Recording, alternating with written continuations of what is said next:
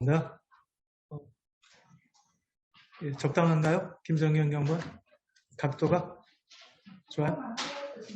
좀 더 세울까요? 이렇게 됐습니다. 시간이 되어서 11월 1일자 판례 공보 스터디를 시작하겠습니다. 오늘 김영진 부장님이 오후에 체육대회 행사가 있으셔가지고 부득이하게 8번 판결 해설을 제일 먼저 하겠습니다. 유한진 연구원 발제 시작하십시오.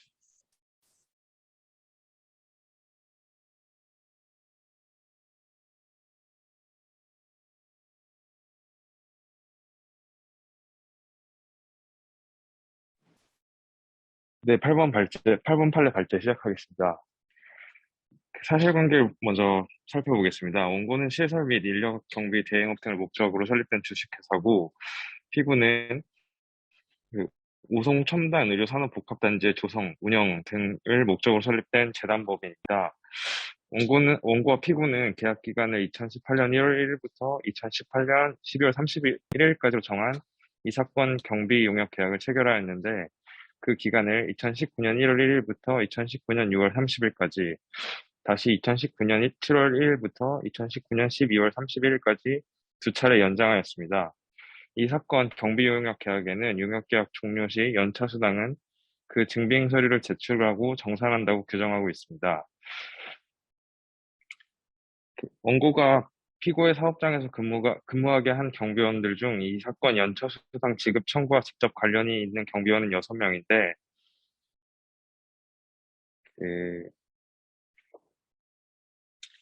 그 경비원들 중 최관영은 2018년 1월 1일부터 2019년 12월 31일까지, 김용욱 경비원은 2018년 1월 1일부터 2019년 12월 31일까지, 천승준, 정은지 경비원도 2018년 1월 1일부터 2019년 12월 31일까지 근무하였고, 이 사건과 가장 관련되어 있는 경비원이 이재석 경비원은 2018년 9월 18일부터 2019년 12월 31일까지 근무하였습니다. 피고는 원고에게 이 사건 경비원들 중 이영희 경비원을 제외한 경비원 5명에 대한 연차수당 명목으로 합계 409만 5,413원을 지급하였습니다. 원고는 이 사건에서 피고에게 이 사건 경비원들에게 지급한 2019년도 근로 제공에 따른 연차휴가 수당 중 피고가 원고에게 이미 지급한 돈을 공제한 나머지 304만 6,550원과 그에 대한 지연 손해금의 지급을 구하였습니다. 원심은 근로기간이 약 1년 3개월인 경비원 이재석은 근로기준법 제60조 제2항에 따른 연차휴가 11일만 부여될 뿐, 근로기준법 제60조 제1항에 따른 연차휴가 15일이 발생하지 않음에도 이미 13일의 연차휴가를 사용한 이상 2019년도 근로제공에 따른 연차휴가 수당을 청구할 수 없다고 판단하여 원고의 청구가 이유 없다고 판단하였습니다. 그러나 대법원은 경비원 이재석은 1년간의 근로를 마친 다음 날인 2019년 9월 18일 근로기준법 제60조 제1항에 따라 15일의 연차휴가를 사용할 권리가 추가로 발생하였음에도 이를 부정한 원심 판단에는 근로기준법 제60조 제1항의 적용 범위 및 연차휴가 수당 기산일에 관한 법리 오해의 잘못이 있다고 판단하였습니다. 그러나 원고의 청구액 자체만으로도 409만 5,413원의 미달됨이 분명하여 판결에 영향을 미친 잘못에 해당하지 않는다고 판단하여 상고를 기각하였습니다. 이상입니다.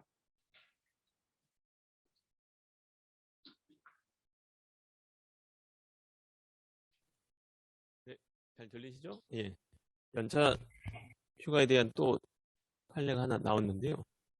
이제 관련 규정을 보시면, 이제 기본적으로 사용자는 이제 1년간 80% 이상 출근한 근로자한테 12일의 유급 휴가를 줘야 되고, 그런데 이제 근로기간이 1년 미만인 근로자인 경우에는 이제 전년도에 1년간 80%이 요건을 충족하기 어렵죠. 그래서 근로한 기간이 1년 미만인 근로자는 1개월 개근하면 1일의 유급 휴가를 주게 되어 있습니다.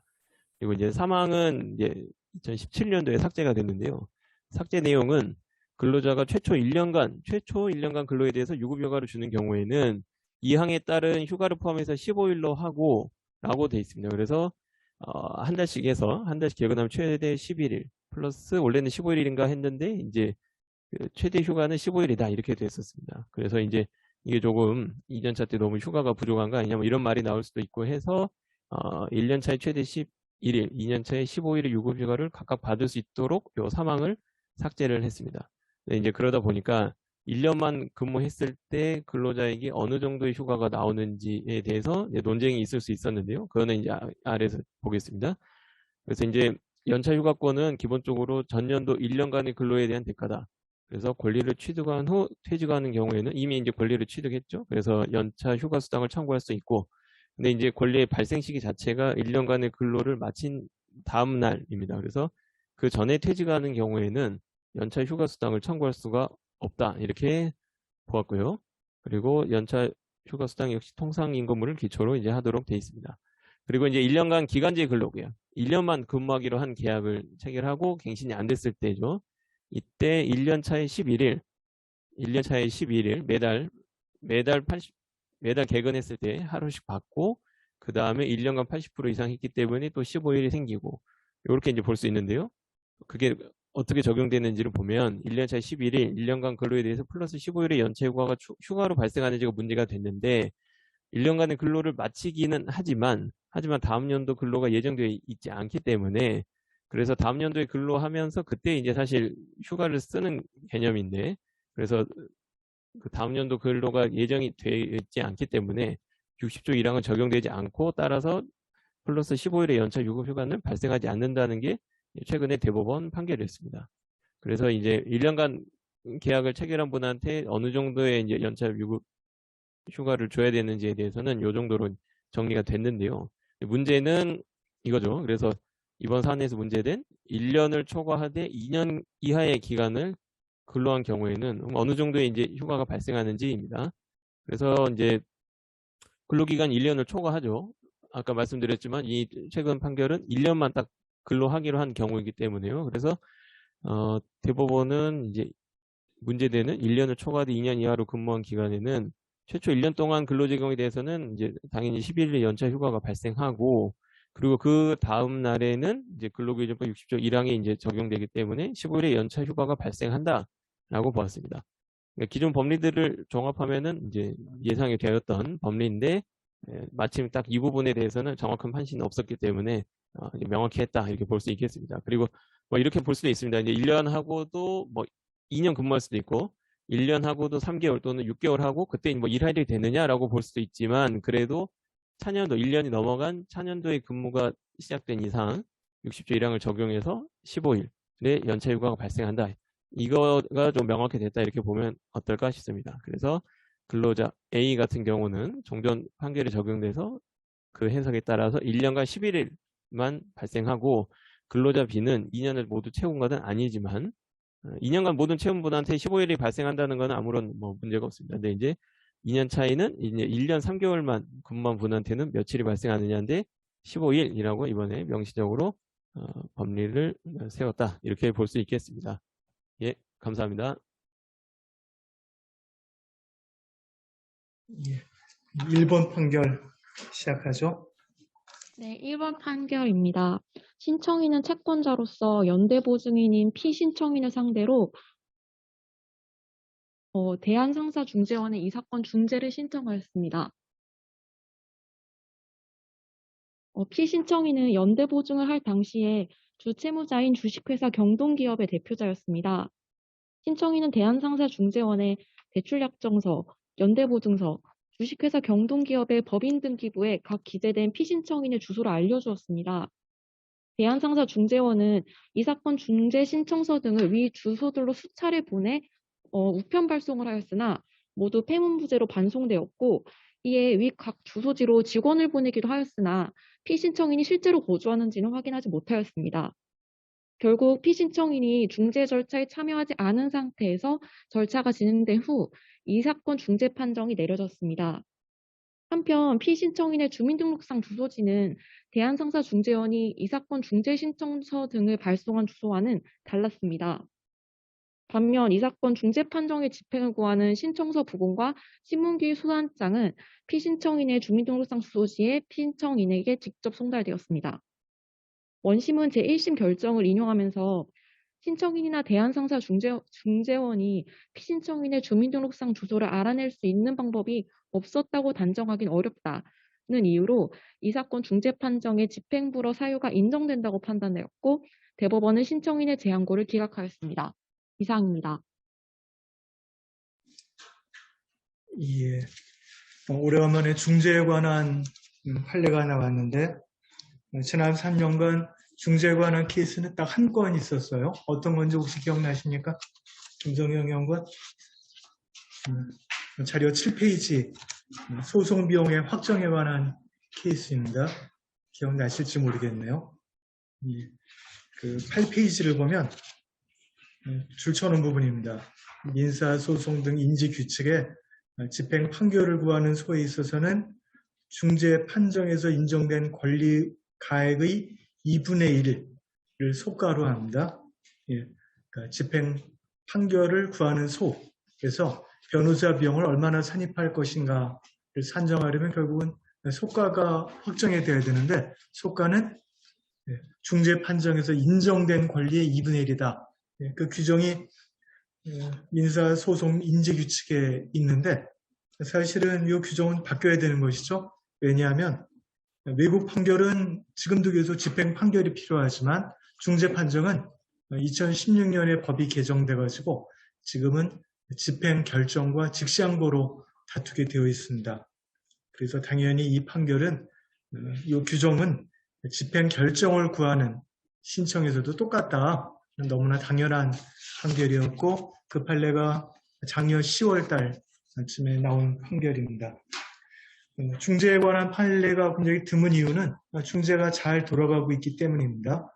그 이유 중에 하나는 중재에서 져버리면 다시 중재 판정 취소나 중재 승인 거기서 신청 사건에서 다툴 방법이 없어요.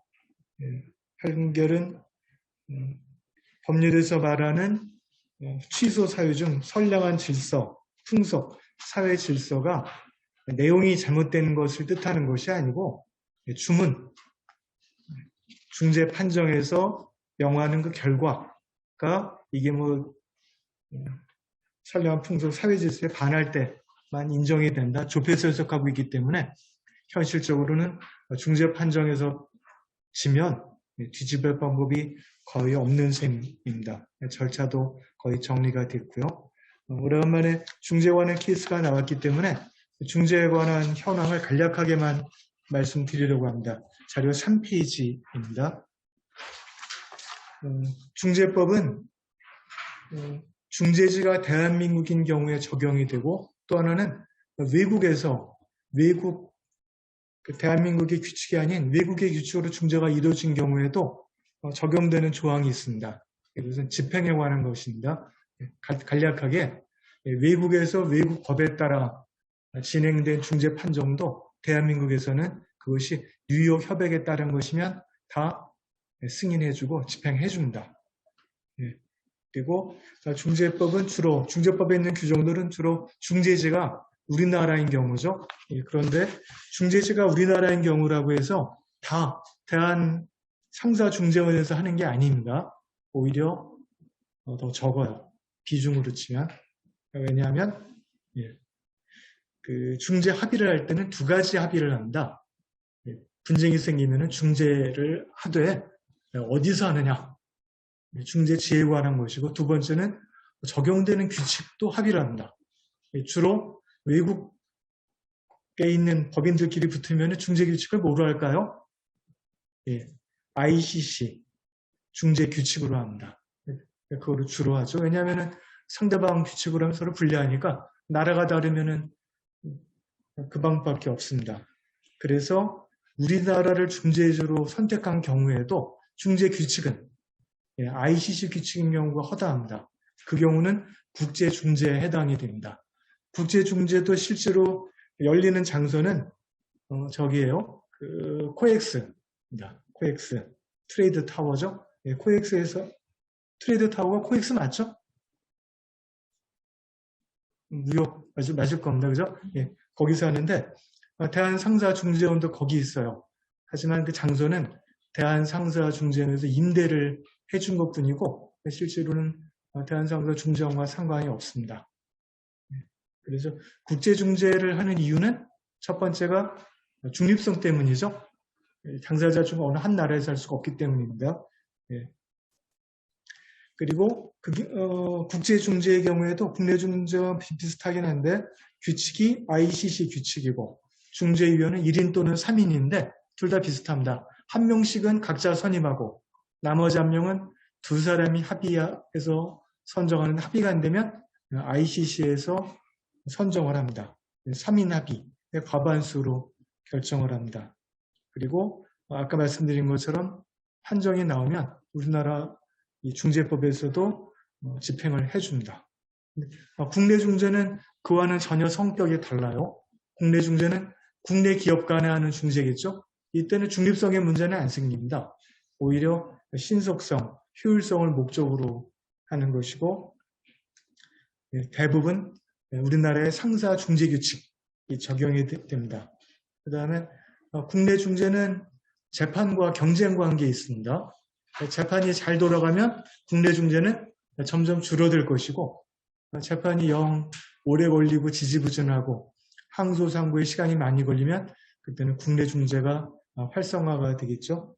2021년 통계 보니까 국내 중재는 450건 정도입니다. 그렇게 많지 않죠? 중앙지방법원의 합의부 2개가 1년간 접수하는 사건 정도를 대한상사중재원에서 접수를 하고 있습니다. 국제중재도 50건 했다고 해요. 그러니까는 국제중재인 경우에도 중거법을 대한상사중재원의 상사중재 규칙으로 지정한 경우가 꽤 있는 모양입니다. 국내 중재는 한국어로 하고 국제중재는 영어로 합니다. 그래서 로펌에서 중재를 전문으로 하는 변호사님들이 생각보다 많아요. 김현장 광장에 50명도 넘습니다. 이런 분들은 주로 국제중재고 ICC 중재 규칙에 따라 진행되는 그 중재에 투입이 되고 있을 겁니다. 중재 판정과 외국 판결은 비슷한 점이 있습니다. 둘 다 한 번 결론이 나면 잘 안 뒤집는다는 것이죠. 취소하는 경우에 관한 규정이 중재법과 민사소송법에 각각 있습니다. 그 자료는 4페이지입니다. 한번 이 기회에 일별하는 것이 좋을 것 같아서 복사를 해왔습니다. 중재 판정 취소 사유는 첫 번째, 당사자가 무능력자인 경우, 그 다음에 중재합의 자체가 무효인 경우, 두 번째, 적절한 통지를 받지 못한 경우, 송달의 문제가 있는 경우, 세 번째, 중재 판정이 중재 합의의 대상도 아닌데 막 판정을 해버린 경우, 처분권주 위반이라는 얘기입니다. 네 번째가 중재 판정부의 구성, 그 밖에 중재 절차가 잘못된 경우. 그 다음에 저 끝에 결론, 결과가 선량한 풍속이나 사회 질서에 위반되는 경우입니다. 쭉 훑어보면 실제로 이런 사안이 발생할 만한 경우가 별로 없을 겁니다. 그죠? 그 다음, 이 중에 중재 절차가 합의 또는 중재 규칙에 따르지 아니한 경우, 이 경우는 꽤 있을 것 같은데 자료 10페이지를 보면 그 경우에도 판례는 줄친 부분 중간쯤입니다. 침해 정도가 현저하여 용인할 수 없는 정도에 이르러야 취소하는 것이지 중재 판정 절차가 규칙의 어느 규정이 위반됐다고 막 취소 안 해줍니다. 다음, 외국 재판의 승인은 민사소송법에 규정이 있습니다. 첫 번째는 국제재판 관할권이 있을 것. 두 번째가 송달입니다. 공유송달은 안 됩니다. 이와 비슷한 송달에 보충송달이 포함이 되나요? 된다는 게 팔렸다가 바뀌었죠? 보충송달은 집행이 가능합니다. 세 번째가 선량한 풍속, 사회질서에 어긋나지 아니할 것. 네 번째가 상호 보증입니다. 그 나라에서 우리나라 판결을 집행을 해줘야 우리도 집행해 줍니다. 결국은 외국 판결이든 중재 판정이든 눈에 띄는 건 두 가지인 것이죠. 하나는 선량한 풍속, 사회 질서인데 이거를 이유로 취소시키는 경우가 굉장히 적습니다. 그 다음 더 중요한 것 하나는 송달입니다. 굉장히 특이하다고 할 수 있습니다. 송달을 외국 판결의 승인의 거절 사유, 중재 판정 취소 사유로 두는 것은 의제자백 판결 또는 한쪽 당사자가 출석하지 아니한 상태에서 일방적으로 진행된 판결을 집행하는 것이 굉장히 위험하기 때문입니다. 양쪽에 다 있는 것이죠. 바로 대상 판결 1번은 바로 그 경우입니다. 네. 국내 중재인데 계약서에 연대 보증을 한 연대 보증인에 대해서 중재 신청을 하고 중재 판정까지 났는데 불출석으로 일방적으로 진행돼서 나간 중재 판정입니다. 이 경우에 중재법에 보면 송달이라는 규정이 있습니다. 1페이지 4조 규정입니다. 이게 바로 이제 우리나라 대한상공회의소에서 송달하는 방법에 관한 것인데 직접 교부가 원칙이지만 우편 송달이 가능하죠. 다만 이때는 주소, 영업소, 우편 연락 장소, 민사소송법상 송달 장소 인셈입니다. 거기서 정당하게 전달되면 그때 통지가 된 것이고 사망이 문제입니다. 적절한 조회를 하였음에도 송달이 안 되면 그때는 발송 송달을 하고 진행하게 되어 있습니다. 여기서 적절한 조회의 해석인데 이거는 이번 판결에서도 판시했지만 달리 해석할 방법이 없어요. 주소를 알아낼 방법이 없으면 그때는 발송 송달해야 되겠죠. 이번 대상 판결에서는 확인을 위한 노력을 다하였다고 볼 수 있는지를 심리하라고 되어 있습니다. 다 확인해보고 안 되면 발송 송달하고 확인이 가능한데도 발송 송달하면 그때는 아까 말씀드린 것처럼 중재 판정의 취소 사유가 됩니다. 이번 케이스는 1심, 2심, 3심 다 적절한 조회를 하지 못했다고 했습니다. 이유가 뭐냐 하면 아까 그림 처음에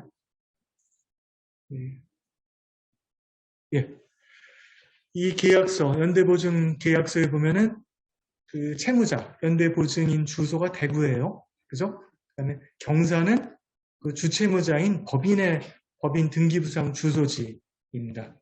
그래서 연대보증인 계약서에 있는 주소지로 했는데 피해문부재, 계속 송달 안 되고 사람 보내봐도 안 되고 법인 주소지로 했는데 똑같이 법인 망했겠죠?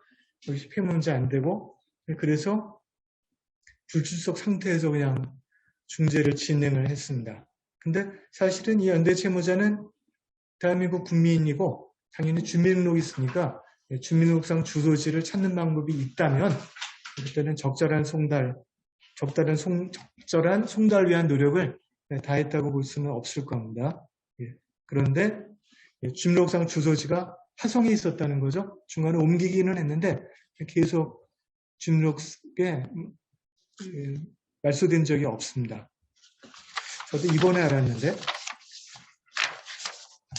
자료 7페이지, 자료 10페이지 아닙니다. 10페이지가 아니고 14페이지를 보면 이런 규정이 있습니다.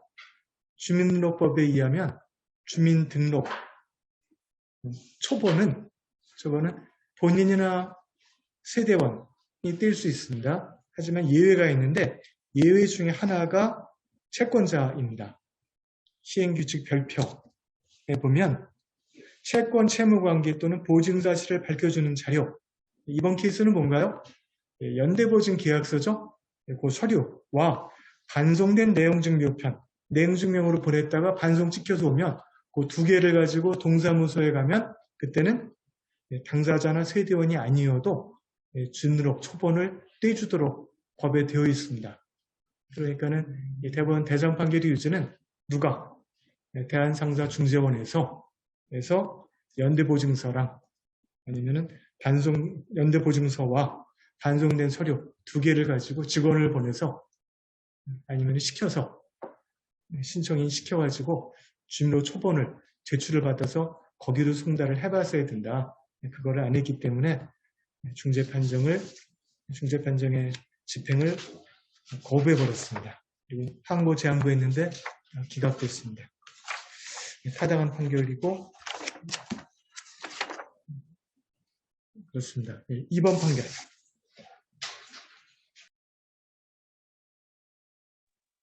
네, 2번 판결입니다. 피고는 지방자치단체인데 피고 지역에서 조선산업단지 개발 사업이 실행되었고 원고는 개발사업단 주식회사였습니다.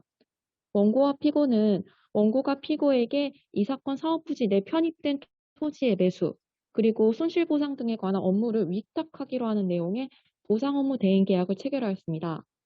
위 협약에 따르면 피고가 보상 업무의 처리로 취득하는 토지 등에 대하여 그 소유권을 원고 명의로 등록하기로 하였습니다.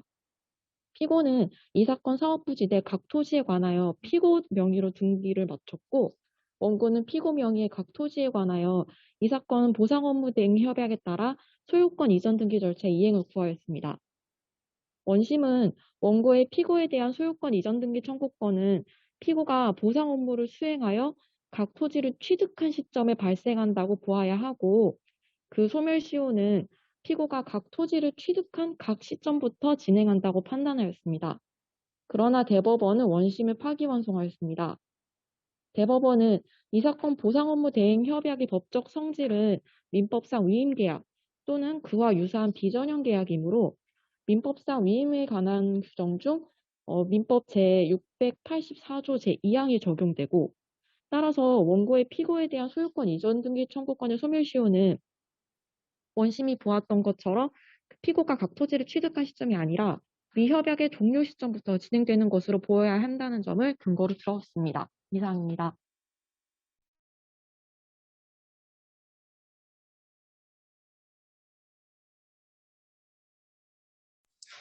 이 사건의 개요를 먼저 좀 알아야 합니다. 하동군에 있는 바다를 좀 메우고, 그렇죠? 일단 메운 메리츠와 메리츠에 인접해 있는 지금 있는 토지들을 몽땅 다 수용해가지고 거기다가 경제 자유구역 지정을 해가지고 큰 사업을 하려는 계획입니다. 그래서 사업 시행자는 경상남도이고 이 사업을 위해서 만든 회사가 바로 원고 측 하동지구 개발사업단 주식회사인 것이죠. 그런데 이 사업을 위해서는 그 토지를 몽땅 다 소유권을 취득을 해야 되는데 이것이 너무 번거롭고 하니까 합의를 했는데 합의의 내용은 하동군이 수용 절차를 진행을 하고 비용은 당연히 원고가 파산이 되는 바람에 관제인으로 바뀌긴 했는데 원고 주식회사가 비용을 다 지급하는 것입니다. 그래서 원고는 비용을 다 은행에 다 예금을 해놓고 이체를 하고 그 돈을 가지고 피고가 보상을 하면서 쭉 수용을 하고 수용한 토지들은 최종적으로는 다 원고한테 이전을 해야 된다. 그런데 이 쟁점은 그 이전 등기 청구권이 5년의 상사시효로 소멸됐다는 그 쟁점입니다. 그래서 기산점이 문제인데 원심에서는 기산점을 어디로 봤죠? 피고 명의로 이전 등기가 된 날로 봤습니다. 시효는 권리를 행사할 수 있을 때부터이니까 원심에서는 이 피고의 등기 이전 등기 의무는 기한의 정함이 없는 채무이거나 불확정 기한이라 하더라도 피고가 소유권을 취득한 날을 기산점으로 본 것입니다. 대법원 판결은 뭘까요? 그 법리에서 보면 불확정 기한은 맞는데 위임계약 종료 시에 이전 등기를 하기로 했다고 보는 거죠. 그때를 이행기로 본 거예요. 그때를 이행기로 본 근거는 뭔가요? 민법의 위임 규정을 떠올린 겁니다. 민법의 위임 규정에는 뭐가 있죠? 수임인이 수임 사무를 마치면 위임인한테 자기가 그 위임 계약 기간 동안 진행하는 동안 취득했던 권리, 물건들은 몽땅 다 인도해야 한다는 규정만 있습니다. 인도 시기와는 민법 규정은 어차피 없습니다. 다만 인도해야 한다는 그 규정을 가지고 주석서에서는 종류부터 그 의무 시기, 이행 시기는 당연히 원칙적으로는 위임계약 종료시다. 다만 그 의무의 내용에 따라서 중간중간 인도해야 되면 그 중간중간이 인도 시기다라는 게 주석서에 있습니다. 그러니까 그 규정에 따르면 그 규정과 주석 해석에 따르면 위임계약에서 수임인이 취득한 권리의 이전 시기는 원칙은 위임계약 종료 시기 때문에 이 사건에서도 특이하기 없다면 이전 등기 시가 아니고 위임계약이 종료될 때부터 다시 계산을 해봐라 라는 게 대법원 판결의 요지입니다. 위임계약을 관한 법리를 떠올리지 않아도 어차피 쟁점은 동일합니다. 당사자 사이 합의가 무엇이냐 하는 것이죠. 무엇이냐. 어떨까요? 어떻게 언뜻 생각하면은 피고한테 이전 등기가 돼 있으면 원고가 이전 등기 해달라면 해줘야 되는 것 같기도 하고, 안 된다고 거부할 수 있나 싶기도 하고, 어떨까요? 당사자 간의 합의의 문제, 자신의 사실 인정의 문제도 가깝죠? 하지만 저는 대법원 판결이 타당하다고 생각을 해요. 왜냐하면 이 사업의 내용 때문입니다. 이 사업은 원고가 토지 전체의 소유권 취득을 마친 후에 그 토지 위에 뭘 해야죠? 조성사업을 또 해야 돼요. 다 밀어버리고 공사하고 거대한 뭘 만든지도 모르겠는데 사업을 위한 기반시설을 다 갖춰야 됩니다. 이전 등기를 하나하나 따로 받을 필요가 있나요? 전혀 없죠. 중간중간 매수를 하고 있는데 협의 매수가 됐다고 먼저 이전 등기를 원고가 먼저 받아봐야 재산세만 낼 거란 말이죠. 하등의 이익이 없습니다. 토지 소유권 취득이 완료된 이후에 밀어버리고 공사 진행하고 그 후에 사업하는 것이지 하나하나를 미리 받을 이유가 하나도 없어서 당사자 사이의 합의의 내용은 아마도 등기를 받은 후 즉시 이전 등기하려는 합의는 아마 아니었을 것 같습니다. 대법원에서도 그런 점에 착안을 해보면 이 사건 이전 등기 의무가 시효 소멸했다고 해서 그 토지 시가로 엄청날 텐데 그거를 싹 다 의무를 면하고 그 이익을 하던 분이 보유하는 것은 정당하지 않다고 생각을 했던 것 같습니다. 다음 판결. 3번은 상사여서 발제후에 고홍석 부장님 해설하시겠습니다. 네, 3번 판결입니다. 피고는 여객 운수업 등을 영위하는 회사고 원고들은 피고들의 주주들입니다. 피고는 이사회에서 2016년 중간배당으로 50억, 2017년 이익배당으로 50억, 2017년 중간배당으로 50억, 2018년 이익배당으로 50억 합계 200억 원을 배당하는 내용의 결의를 하였습니다. 이후 피고는 다시 이사회를 개최하여 2016년 중간배당으로 200억 원을 배당하는 내용의 결의를 하고 주주들에게 중간배당금으로 80억 원을 지급하였습니다. 원고들은 피고에게 이 사건 2차 이사회 결의로 정해진 중간배당금 200억 원 중 이미 지급한 80억 원을 제외한 나머지 120억 원을 각 소유 주식수에 따라 지급할 것을 청구하였습니다. 원고의 주장은 이 사건 제1차 이사회 결의에서 중간배당액을 총 200억 원으로 정하고 이 사건 제2차 이사회 결의에서 그 지급 시기를 정한 것이다라는 것입니다. 그러나 원심은 중간배당에 관한 상법 제461조의 3은 강행 규정에 해당하고 위 규정에서 정한 중간배당의 요건인 영업연도 중 1회에 하나여라는 요건은 배당 기준일을 정하여 그날의 주주에 대하여 이익을 배당하는 내용의 이사회 결의라고 해석되어야 한다는 점에서 이 사건 제2차 이사회 결의는 상법 제461조 2 위반으로 무효라고 보고 원고들의 청구를 모두 기각하였습니다. 그 무효인 이유로는 이 사건 제2차 이사회 결의는 실질적으로 150억 원을 더 중간배당한다는 추가 이사회 결의에 해당하고 또한 이 사건 제2차 이사회 결의에서 중간배당의 기준일도 정하지 않았다는 점을 들었습니다. 대법원은 원심과 마찬가지로 중간배당은 영업연도 중 1회로 제한된다고 보면서 상고를 기각하였습니다. 이상입니다. 예, 해설을 시작하겠습니다. 이 사건 쟁점은 주식회사에서 중간배당에 대한 이사회 결의 후에 같은 영업연도 중에 다시 한번 중간배당에 대한 결의를 할 수 있는지 혹은 그렇지 않다고 하더라도 전에 한 번 있었던 이사회 결의, 중간배당을 하는 이사회 결의 내용을 수정 내지 변경하는 이사회 결의가 허용되는지 여부입니다. 중간배당 개요에 대해 살펴보겠습니다. 원래 이익배당이라는 것은 회계기간 동안 손익거래에서 발생한 이익을 주주의 출자액에 대한 배당으로 지급하는 것입니다. 흔히 우리가 이제 배당받는다라고 할 때가 이익배당을 말하는데요. 그 중에 중간배당이란 이익배당 중에 영업연도 중간에 이익을 주주에게 반환하는 것을 말합니다. 이게 정기배당과 중간배당이 조금 갈리는 개념이 다른데요. 원칙적으로 하면 이익배당의 재원은, 그러니까 즉 배당 가능 이익은 재무제표가 확정되어야지만 산정될 수 있습니다. 따라서 재무제표 확정은 정기주주총회에서 하기 때문에 정기주주총회에서 이익배당을 결정한다라는 원칙이고요. 이것이 정기배당이라고 합니다. 하지만 그때 재무제표에서 남아있는 배당 가능 이익 중에 남아있는 부분에 대해서 다음에 영업연도 중간에 추가로 배당할 수가 있습니다. 이걸 중간배당이라고 합니다.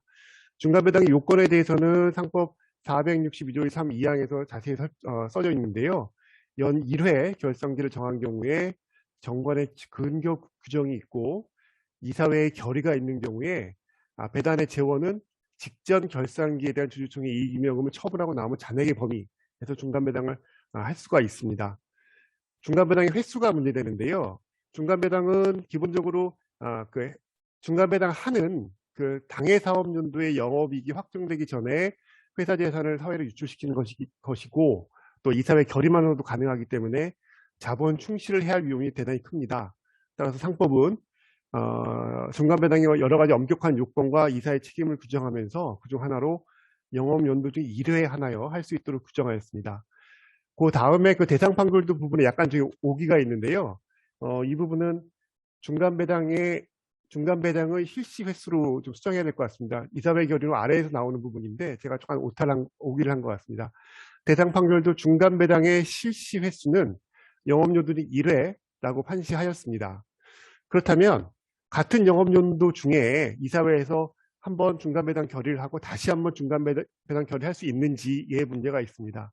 이걸 살펴보기 위해서는 이익배당 청구권의 법적 성질을 따져봐야 되는데요. 대법원 판례는 정기배당이 문제된 사안에서 우리 정기배당은 주주총회에서 이제 결의를 원칙적으로 하기 때문에 주주총회가 있기 전에는 추상적 권리 지나지 않고 지나고 나야지 구체적이고 확정적인 배당금 지급 청구권이 인정된다라는 입장입니다. 물론 최근에 예외적인 판결이 하나 나오긴 했지만 참고하시면 될 것 같습니다. 이처럼 추상적 권리가 구체적이고 확정적 권리로 바뀌는 것은 중간배당의 경우에도 마찬가지라고 할 것이므로 중간배당에 관한 이사회 결의가 성립을 하면 추상적인 청구권이 구체적인 중간배당의 지급 청구권으로 확정됩니다. 근데 위에서 본 것처럼 중간배당은 영업용도 중에 1회에 하나여서 허용되기 때문에 이사회에서 이미 그 해에 할 수 있는 중간배당 결의를 했다면 중간배당금 지급 청구권은 구체적으로 확정이 되게 됩니다. 따라서 해당 연도 중간배당은 이미 정해진 것이 되고 실제 배당금 지급 여부와는 상관없이 이미 한 번 한 것으로 볼 수 있습니다. 이에 대상 판결은 같은 논리로 중간배당에 대한 이사회 결의가 있으면 같은 영업용도 중에 다시 중간배당에 대한 결의를 하는 것은 허용되지 않는다라고 그 박스와 같이 판시를 하였습니다. 이 취지는 아무래도 이게 중간배당이라는 것이 아까 설명드린 것처럼 자본 충실을 해야 할 위험이 크기 때문에 그 요건을 최대한 엄격하게 제한해야 된다라는 취지가 담긴 것이 아닌가 싶습니다. 그렇다면 그럼 중간배당을 그러니까 두 번째 중간배당을 하는 것이 아니라 기존 이사회 결의에 따라 이제 구체적이고 확정된 주주의 중간배당금 지급 청구권의 내용을 수정 변경하는 이사회 결의가 허용되는지의 문제가 또 발생합니다. 대상 판결은 그러한 경우 그러니까 이미 확정된 중간배당금 지급 청구권의 내용을 수정 혹은 변경하는 이사회 결의 역시 허용되지 않는다라고 판시했습니다.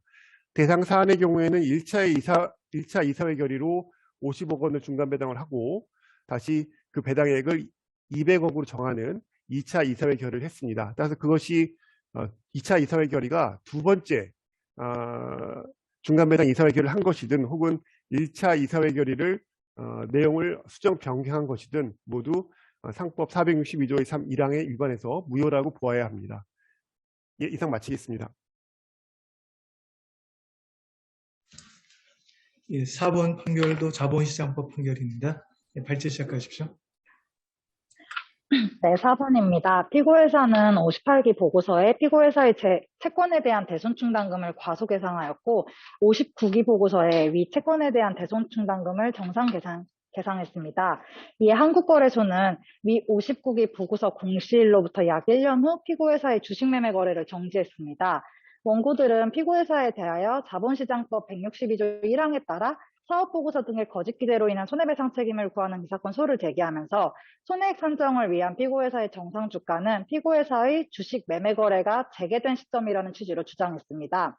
원심은 위 59기 보고서가 공시됨으로써 위 과소계상 사실이 알려지게 되었으므로 위 시점 이후의 주가 변동으로 인한 손해는 그 피고회사의 거짓 기재와 인과관계가 없다고 보아서 피고회사에게 58기 보고서 공시일부터 59기 보고서 공시일까지의 그 손해배상 책임을 인정하는 한편 그 손해액 산정을 59기 보고서 공시 직후에 그 회사 주가를 정상 주가로 모아 산정하였습니다. 그러나 대법원은 한국거래소 등이 그 분식회계의 적발 발표나 아니면 주식거래 정지 조치가 없는 상황에서 피고회사의 보고서 공시만으로 그 주가가 정상적으로 되었다고 볼 수 없다는 점을 주요 논거로 원심 판결을 파기환송하였습니다. 이상입니다. 예, 이어서 계속해서 해설을 하도록 하겠습니다. 이 사건 쟁점은 사업보고서 등의 거짓 기재 사실이 밝혀져서 다시 정상 주가가 형성된 이후에 그 이후에 주식을 매도하였거나 아니면 그 이후에도 주식을 보유하고 있는 경우에 자본시장법에서 정한 추정 손해액 중에 정상 주가 형성 이후의 주가 변동 관련된 부분이 그 사이에 손해 인과관계 부존재가 증명이 됐다고 볼 수 있는지 여부입니다. 이게 말이 굉장히 어려운데요.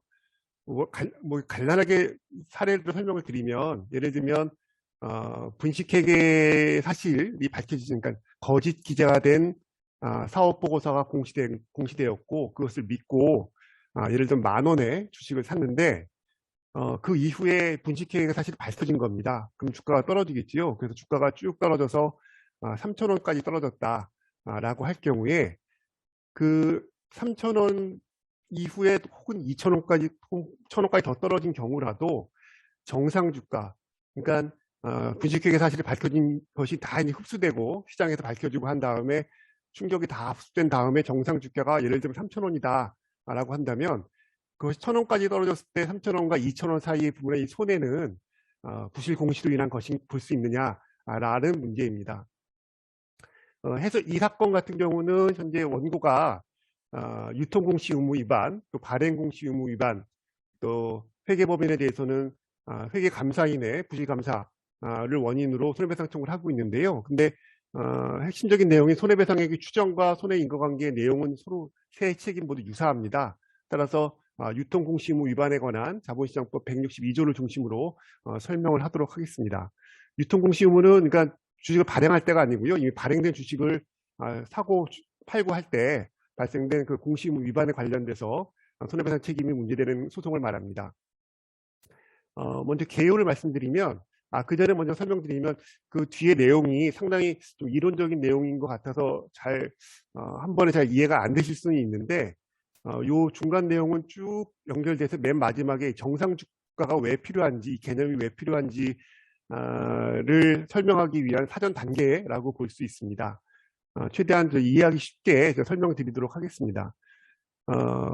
일반 민법 불법행위 원칙에 따르면 예를 들면 유통공시 의무 위반으로 인해 손해배상 책임이 인정되기 위해서는 가해자의 행위와 피해자가 입은 손해 사이에 상당 인과관계가 존재해야 되고 그것은 피해자가 증명 책임을 지고 있습니다. 하지만 이러한 손해 증명은 용이하지 않은데요. 예를 들면 분식회계 사실이 없었다라면 존재했을 주가, 그 증권의 진정한 가치 산정이 매우 어렵기 때문입니다. 따라서 이걸 엄격하게 요구를 하면 피해자가 손해배상을 청구하는 것이 사실상 불가능하게 됩니다. 이 때문에 자본시장법은 162조에서 그 사망에서 손해배상액을 추정하고 또 사항에서 손해 인과관계 증명 책임을 배상 책임을 질자에게 전환시키는 특칙을 두고 있습니다. 그래서 그 손해배상의 추정 규정과 손해 인과관계 관련된 부분을 나눠서 살펴보겠습니다. 먼저 손해배상액의 추정을 살펴보면 증권은 이제 그 부실공시를 보고 주식을 살 수도 있고 팔 수도 있는데요. 이 사건 같은 경우는 주식 취득이 문제된 사안이기 때문에 증권 취득을 중심으로 말씀을 드리겠습니다. 아까 말씀드린 것처럼 증권의 가격은 매우 다양한 요인에 의해서 결정되는 가변적 성질을 지닙니다. 그래서 예를 들면 허위공시가 있었다라는 것으로 그 허위공시가 주가에 영향을 미치는 부분을 정확하게 산정해내기는 어렵습니다.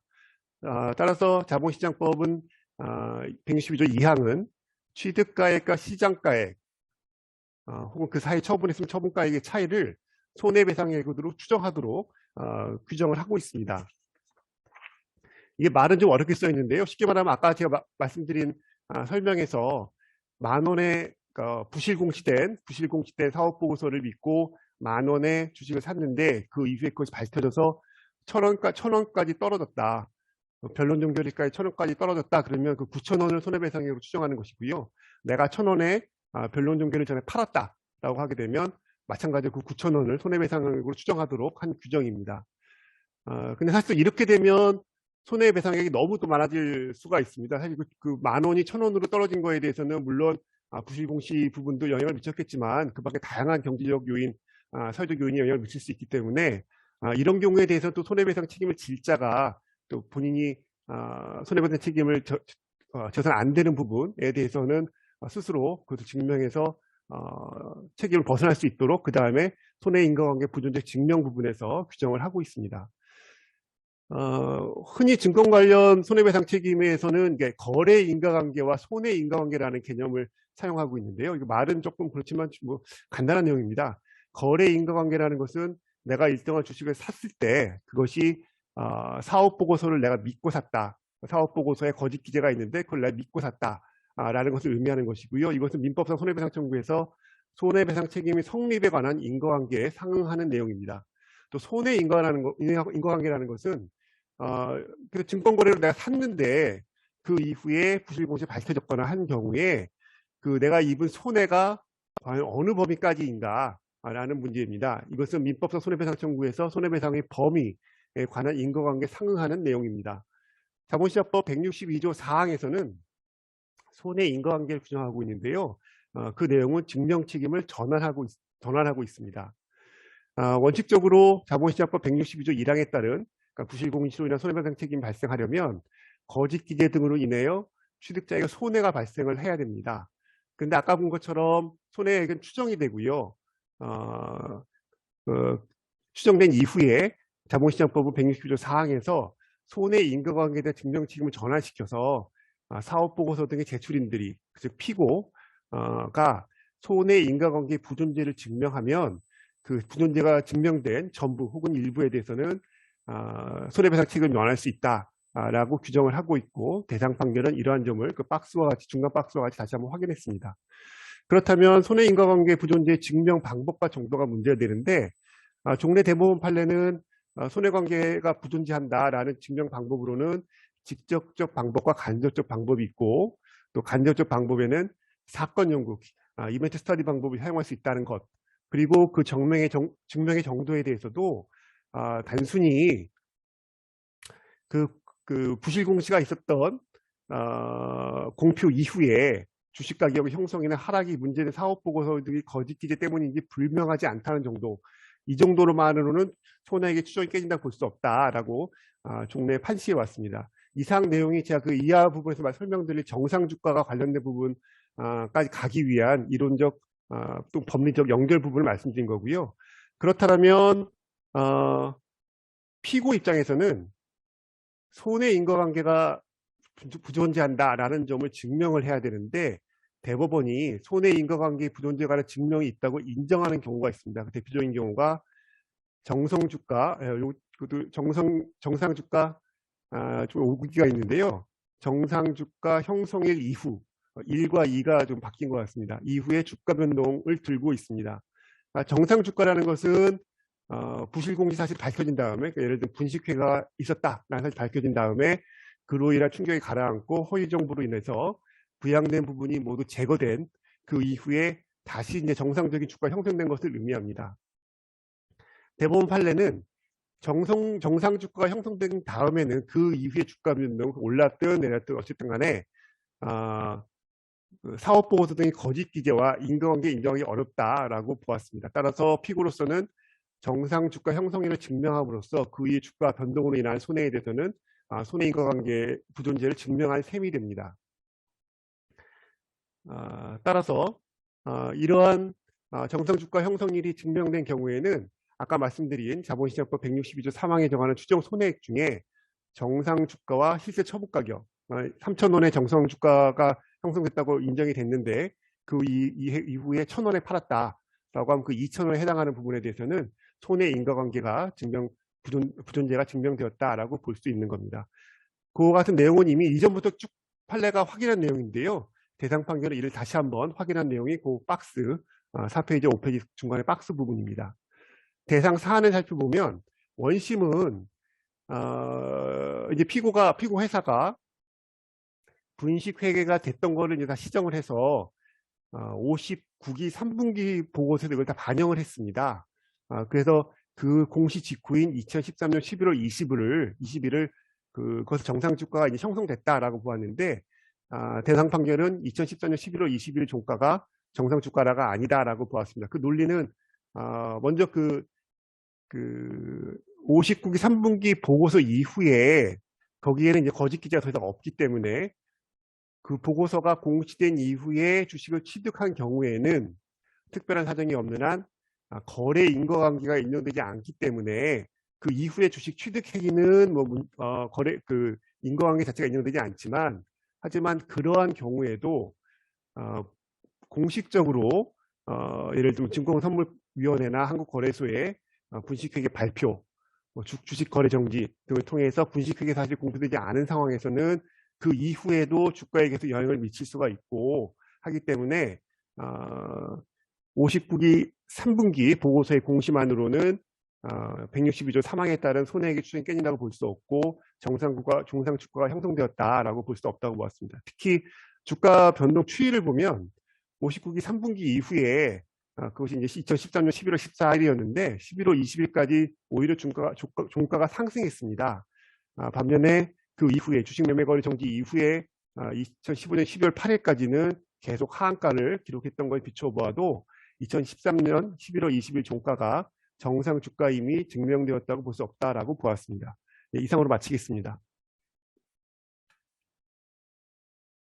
예, 5번 판결. 네, 5번입니다. 피고는 소외회사와 공공임대주택인 이 사건 부동산에 관한 임대차 계약을 체결하였고, 원고는 피고에 대한 대출금 채권자로서 피고로부터 위 대출금 채권을 담보로 임대차 보증금 반환 채권을 양도하고 그 대출금 상환 지체 시 이 사건 부동산을 인도한다는 내용의 각서를 교부받았습니다. 이후 피고에 대한 면책 결정이 확정되었는데 그 채권자 목록에 이 대출금 채권이 포함되어 있었습니다. 원고는 위 각서에 따라 피고가 대출금 상환을 지체하였음을 이유로 피고를 대위하여 소외회사를 상대로 임대차 계약 해지에 따른 부동산 인도를 구하는 이 사건 소를 제기했습니다. 원심은 원고가 위 각서에 따라 피고로부터 양도담보권을 취득하였고 이는 별채권이기 때문에 원고는 파산 절차에 의하지 아니하고도 피고의 임대차 계약 해지권을 대위 행사할 수 있다고 보아 원고의 청구를 인용하였습니다.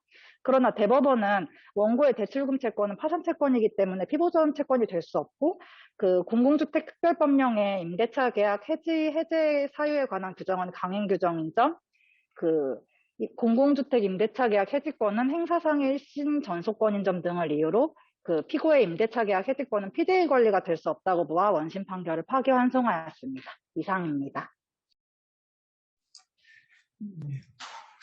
좀 전에 공공임대주택에 관한 판례가 여러 건이 있었습니다. 그 내용은 다 결론이 다 같은 거였죠? 뭐였습니까? 임대인이 갱신을 거절할 수 없다. 판례가 연달아 최근에 3번 나왔습니다. 자료 25페이지부터 보면 첫 번째 판결은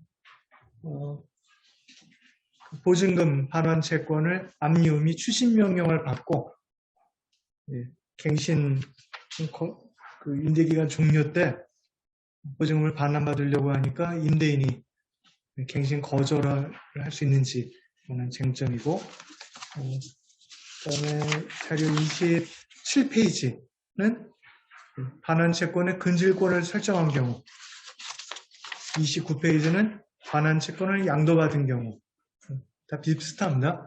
담보 설정, 양도, 압류, 추심 명령. 이 세 경우 모두 임대인이 그 사유로 갱신을 거절할 수 없다는 것이죠. 돈 반환 채권이 양도되거나 추심 명령 또는 담보 설정이 돼가지고 반환 채권에 따라 돈을 받아가야 될 제3자가 따로 있는 경우에도 갱신은 계속되고 임차인은 계속 거기에 살 수 있다는 거죠. 결국은 채권 양도받은 사람은 돈 받을 방법이 사실상 거의 없는 셈입니다. 무한정 계속 갱신될 거 아니에요. 그죠? 그게 결론입니다. 그 사건의 판시는 모두 임대인이 갱신을 거절할 수 없다는 판시인데, 사실 그 사건의 원심에서는 그 채권자의 주장이 임차인을 대신해서 갱신을 내가 거절한다는 주장이 있었고, 거기에 관한 판시가 있었습니다. 그러니까 대법원의 판시는 원심의 쟁점과는 조금 빗나간 듯한 판결이었습니다. 다만 그 판례의 해설에서도 대법원에서는 아마도 임차인 쪽에서 갱신 거절하는 것도 허용하지 않는 방침으로 보이고, 또 그것이 타당하다고 해석을 했죠. 하나는 임차인 보호를 위한 것이고, 또 하나는 보증금 받는 채권이 액수도 얼마 안 된다. 또 설령 이긴다 한들 압류 금지 채권도 반영해야 되고, 안 나가고 인도받으려고 몇 년 재판하면 임대료 안 내면 또 거의 없어지겠죠. 시식도 별반 없고. 그래서 공공임대주택의 사용자인 임차인들을 보호하기 위해서 임대인은 임차인이 계속 살기를 원하면 계속 갱신된다는 것이 법리, 타당한 법리라고 말씀드렸습니다. 이번 사건은 드디어 임차인 쪽에서 해제하는 주장이긴 한데 또 약간 달라요. 뭐가 다르죠? 갱신 거절 주장이 아니고 계약서상의 임차인의 해지권 주장입니다. 하지만 비슷하겠죠? 임차인이 해제하는 것도 안 되는 판국인데 갱신 거절도 역시 안 된다고 하지 것 같고, 앞에 판결 봐도 결론은 동일합니다. 이 판결에서 임차인의 계약에 나와 있는 해지권은 원래 그 채권자 대위권으로 대신 해지할 수 있는 것이 원칙입니다. 하지만 공공임대주택의 경우에는 대법원 판결은 공공주택 임차인의 주거권 보장을 위해서 해지권은 뭐다? 일심 전속권이다. 본인이 아니면 채권자가 대신 해지할 수는 없다. 결론을 냈고, 종전부터 예상되었던 결론입니다. 이것도 타당한 결론이라고 생각을 합니다. 결론은 뭔가요? 공공임대주택의 경우에는 반환 채권이 양도됐건 압류 추심 명령이 됐건 담보 설정이 됐건 임차인은 계속 살 수 있다는 겁니다. 그게 결론입니다. 또 하나는 이 사건의 판시 2번은 필요 없는 판시이기도 한데, 또 하나 이 사건에서는 채무자가 우연히, 임차인이 우연히 파산, 면책 결정을 받았죠. 그런 경우에는 그 이유만으로도 어차피 대위권 행사는 안 됩니다. 그거는 왜 그렇죠? 파산, 면책 결정을 받으면 면책 결정의 효과로서 파산 채권자는 배당을, 파산 절차에 따른 배당을 받을 수 있을 뿐 다른 권리 행사를 할 수가 없습니다. 따라서 배당 절차에 의하지 않고 다른 채무자의 재산을 채권자 대위권 행사를 해서 책임재산을 보존시킨다 한들 집행할 방법도 없습니다. 그런 이유로 면책 결정을 받으면 원칙적으로 채권자 대위는 되지 않습니다. 이 사건은 두 가지 이유 때문에 어느 하나만 해당돼도 사실은 안 되는 것이었죠. 두 가지 이유 때문에 임차인의 보호를 받습니다. 다음 6번 판결. 네, 6번입니다. 소해인은 원고를 기망해서 원고로부터 금원을 편취하였는데 피고는 소해인의 사기 범행이 계속되던 중 소해인의 사기 범행을 방조하였습니다. 원고는 소해인 피고에 대하여 공동불법 행위로 인한 손해배상을 구하는 이 사건 소를 제기하였습니다. 원심은 피고에게 과실방조에 의한 공동불법 행위 책임을 인정하면서 원고가 소해인에게 지급한 금은 전액을 손해액으로 인정하였습니다. 그러나 대법원은 위 손해액 중에는 그 피고의 방조행위 이전에 발생한 손해액도 포함되어 있기 때문에 그 부분은 상당 인과관계가 인정될 수 없음을 이유로 원심 판결을 파기환송하였습니다. 이상입니다. 아주 간단한 사건입니다. 대법원 판결 요지는 두 가지이죠. 첫 번째는 과실방조 불법 행위에 있어서의 상당 인과관계 인정은 신중하라는 것입니다. 두 번째는 불법 행위자의 유법 행위가 시작되기도 전에 이미 다른 기존 불법 행위자에 의하여 발생했던 손해는 상당 인과관계가 있을 수가 없다는 것이죠. 이 두 개 판결 중에 첫 번째 판시는 우리 사건과는 별 상관은 없습니다. 우리 사건은 그 1번 판시가 전혀 없어도 어차피 2번 판시만으로도 파기돼야 될 사건입니다. 종전에 주된 주범이 있었고 이 피고는 중간에 끼어들은 과실범이고 공동 불법행위자인데 끼어들기 전에 이미 피해자가 돈을 준 게 쭉 있어가지고 그 돈은 이 공동 불법행위자의 위법행위와는 상관관계가 있을 리가 없습니다. 그거를 심사를 해가지고 그 전에 지급된 거 좀 빼고 다시 재판을 하라고 파기를 한 것입니다. 참고삼아 그 앞에 부분 과실 공동 정범, 과실 공동 불법행위자에 관한 판례는 처음에 그 보이스피싱에서 나온 판례입니다.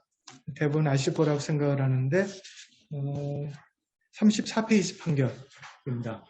종전 하급심에서 공동 불법행위, 과실 공동 불법행위 중 보이스피싱 사건에서 통장 교부자들에 대해서 몽땅 다 배상 책임을 인정을 했습니다. 그 통장 교부하는 내용은 거의 다 비슷비슷해요.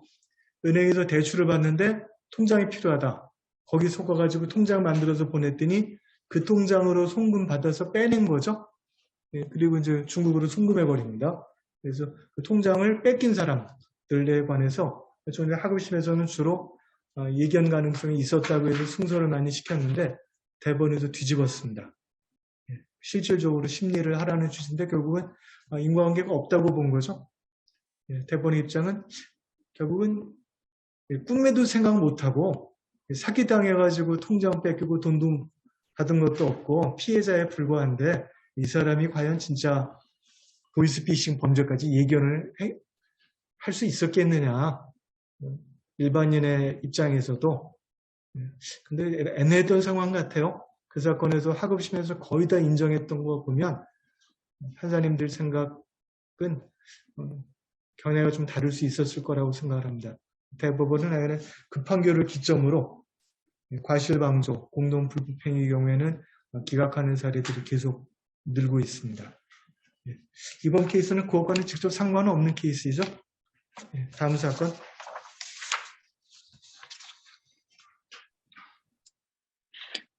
네, 7번입니다. 이 사건 건물 중 원고들은 9분의 7 지분을, 피고는 9분의 2 지분을 가지고 있었습니다. 이 사건 건물 중 원고들 소유 지분에 관하여 2021년 11월경 소의 회사 명의로 소유권 이전 등기가 마쳐졌고 그 등기부 등본에는 거래 가액이 약 42억 원으로 기재되어 있었습니다. 소의 회사는 원고들 승계 참가인에게 이 사건 건물 중 소유 지분에 관하여 소유권 이전 등기를 마쳐주었습니다. 제1심법원의 감정 촉탁 결과에 따른 2020년 11월경 이 사건 건물의 시가는 약 21억 원이었고 그로부터 약 4개월 전에 산정된 이 사건 건물의 시가 표준액은 약 25억 원이었습니다. 원고들 승계 참가인은 이 사건 건물의 다른 공유자인 피고를 상대로 이 사건 건물의 분할을 청구하였습니다. 원심은 전면적 가격 배상 방법에 따른 분할을 명하면서 이 사건 건물의 시가가 제1심법원 감정 촉탁 결과에 따른 기준 가액인 약 21억 원임을 전제로 피고의 지분 가격을 산정하였습니다. 대법원은 원심 판결을 파기하였습니다. 가격 배상 방법에 따른 현물 분할이 적법하기 위해서는 이 사건 건물의 교환 가치에 대한 객관적인 평가 내지 산정이 필수적으로 선행되어야 하는데 원심과 같이 피고의 지분 가격을 산정한 것은 이 사건 건물의 객관적인 교환 가치를 반영하는 것이 아니라고 보았습니다. 이상입니다. 공유물 분할에 관해서는 대부분 아실 거라고 생각을 하는데 현물 분할이 원칙이고 안 될 때는 보통 경매 분할이라고도 하는데 경매에 의한 대금 분할 이 두 번째, 세 번째가 가격 배상입니다. 차례대로죠. 현물 분할이 안 될 때 경매 분할을 하는 것이지 현물 분할이 가능할 때 함부로 경매 분할하면 파기되는 수가 있습니다. 공유물 분할은 형성해소로서 재판부에 광범위한 재량이 부여되어 있습니다. 재판부에서 공정하다고 생각되는 방법으로 분할해주면 대부분 통과가 되는데 가끔 파기되는 경우가 있습니다.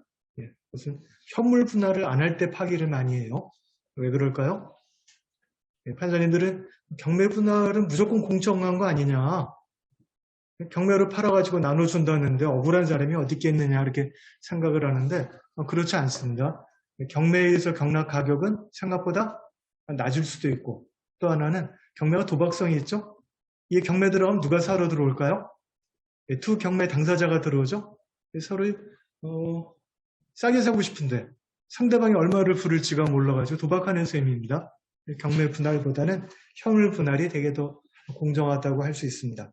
또 하나는 판례는 현물 분할을 원칙으로 하면서 가격 조정도 또 허용하고 있어요.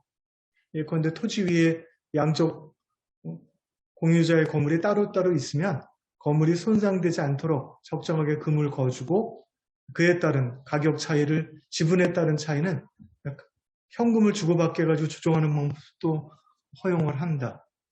요컨대 경매 분할은 재판부가 얘기 많이 들어보고 위에 있는 건물, 도로 상황 이런 거 보고 여러 고민하고 현명하게 결정해 주면 됩니다. 이것이 원칙입니다. 이번 케이스는 파기를 당했는데 그 파기 사연을 알고 보면 그냥 사실인정 문제입니다. 사실인정 문제. 가격 배상을 했던 거 한 거든가요? 그죠? 거기서 가격을 얼마로 평가하느냐의 문제입니다. 기준 시점은 당연히 변론 종결 당시의 시가입니다. 그런데 원심에서 제1심에서 당연히 감정을 했는데 감정 가격이 21억으로 보고서가 왔어요. 근데 문제는 그 재산세를 낼 때는 시가 표준액 있죠? 그 구청에 전화해 보면 나옵니다. 시가 표준액이 26억이에요. 그다음 재판 도중에 원고가 자기 지분 9분의 7 지분을 팔았는데 그래서 산 사람이 승계 참가인으로 들어왔는데 그 거래 가격 보니까 42억입니다. 그래서 9분의 9라고 계산을 해놓고 보면 54억이죠. 1심 감정가보다 2배도 넘어요. 대부분 이것만으로 그냥 파기를 했습니다. 무슨 법리가 있는 게 아니고 감정 가격을 믿을 수 없다는 거니까 제1심 판사나 원심 재판부 입장에서는 좀 억울할 수도 있을 것 같아요. 어떻게 했어야 되나요? 어떻게 했어야 될까요? 원심에서 제1심 감정이 틀렸다고 써버리고 실제 원고와 승계 참가인의 거래 가격으로 판결을 했어야 됩니까? 그건 아닐 거라고 생각을 해요. 감정가라는 거는 굉장히 중요한 거잖아요. 공정하다고 추론되는 것이고 제 생각에는 2심에서 1심 감정인한테 감정 보완을 명했어야 됐을 것 같아요. 이 위에다가 시가 표준액이 26억이나 되는데 도대체 왜 21억으로 했냐. 대부분 시가 표준액보다는 거래 가격이 조금 더 많은 거로 알고 있는데 시가 표준액 보고서 했을 텐데 무슨 이유로 이렇게 했냐. 두 번째는 재판 도중에 거래가 됐는데 거래 가액이 감정가보다 훨씬 크다. 혹시 1심 감정일로부터 2심의 변론 종결일 사이에 시가가 올랐느냐, 그 밖의 사정으로 이 건물의 가액이 변동될 만한 무슨 사정이 있느냐, 그거를 감정 보완을 명해서 회신 오는 거를 가지고 그거를 판결에 반영해서 이유를 쓰고 결론을 냈으면 대법원에서도 아마 통과시켰을 거라고 생각을 해요. 감정 가액을 올렸든 혹시 안 올렸든. 근데 지금은 그 상황을 전혀 알 수 없는 상황에서 21억은 이것저것 살펴봐도 너무 낮죠? 너무 낮습니다. 근데 이 경우 아니더라도 변론 종결일 당시에 시가를 산정하게 돼 있는데 재판이 하도 오래 끌어가지고 감정인으로부터 항소심 판결할 때까지 몇 년 끄는 수가 있어요. 그때는 감정인한테 감정 보완 형식으로 보내서 받으면 됩니다. 새로 감정하면 돈 또 드니까 곤란하고 원래 감정했는데 날짜가 많이 바뀌었다. 그걸 좀 반영해서 달라고 보내면 또 공짜로 해올 때도 있고 추가로 돈 받고 해올 때도 있습니다. 시간 차이가 많이 나면 그 방법을 사용해야 됩니다. 다음 사건은 8번 판결인데 아까 김영진 집사님 설명하셨고 9번인가요? 9번 판결? 네, 9번입니다.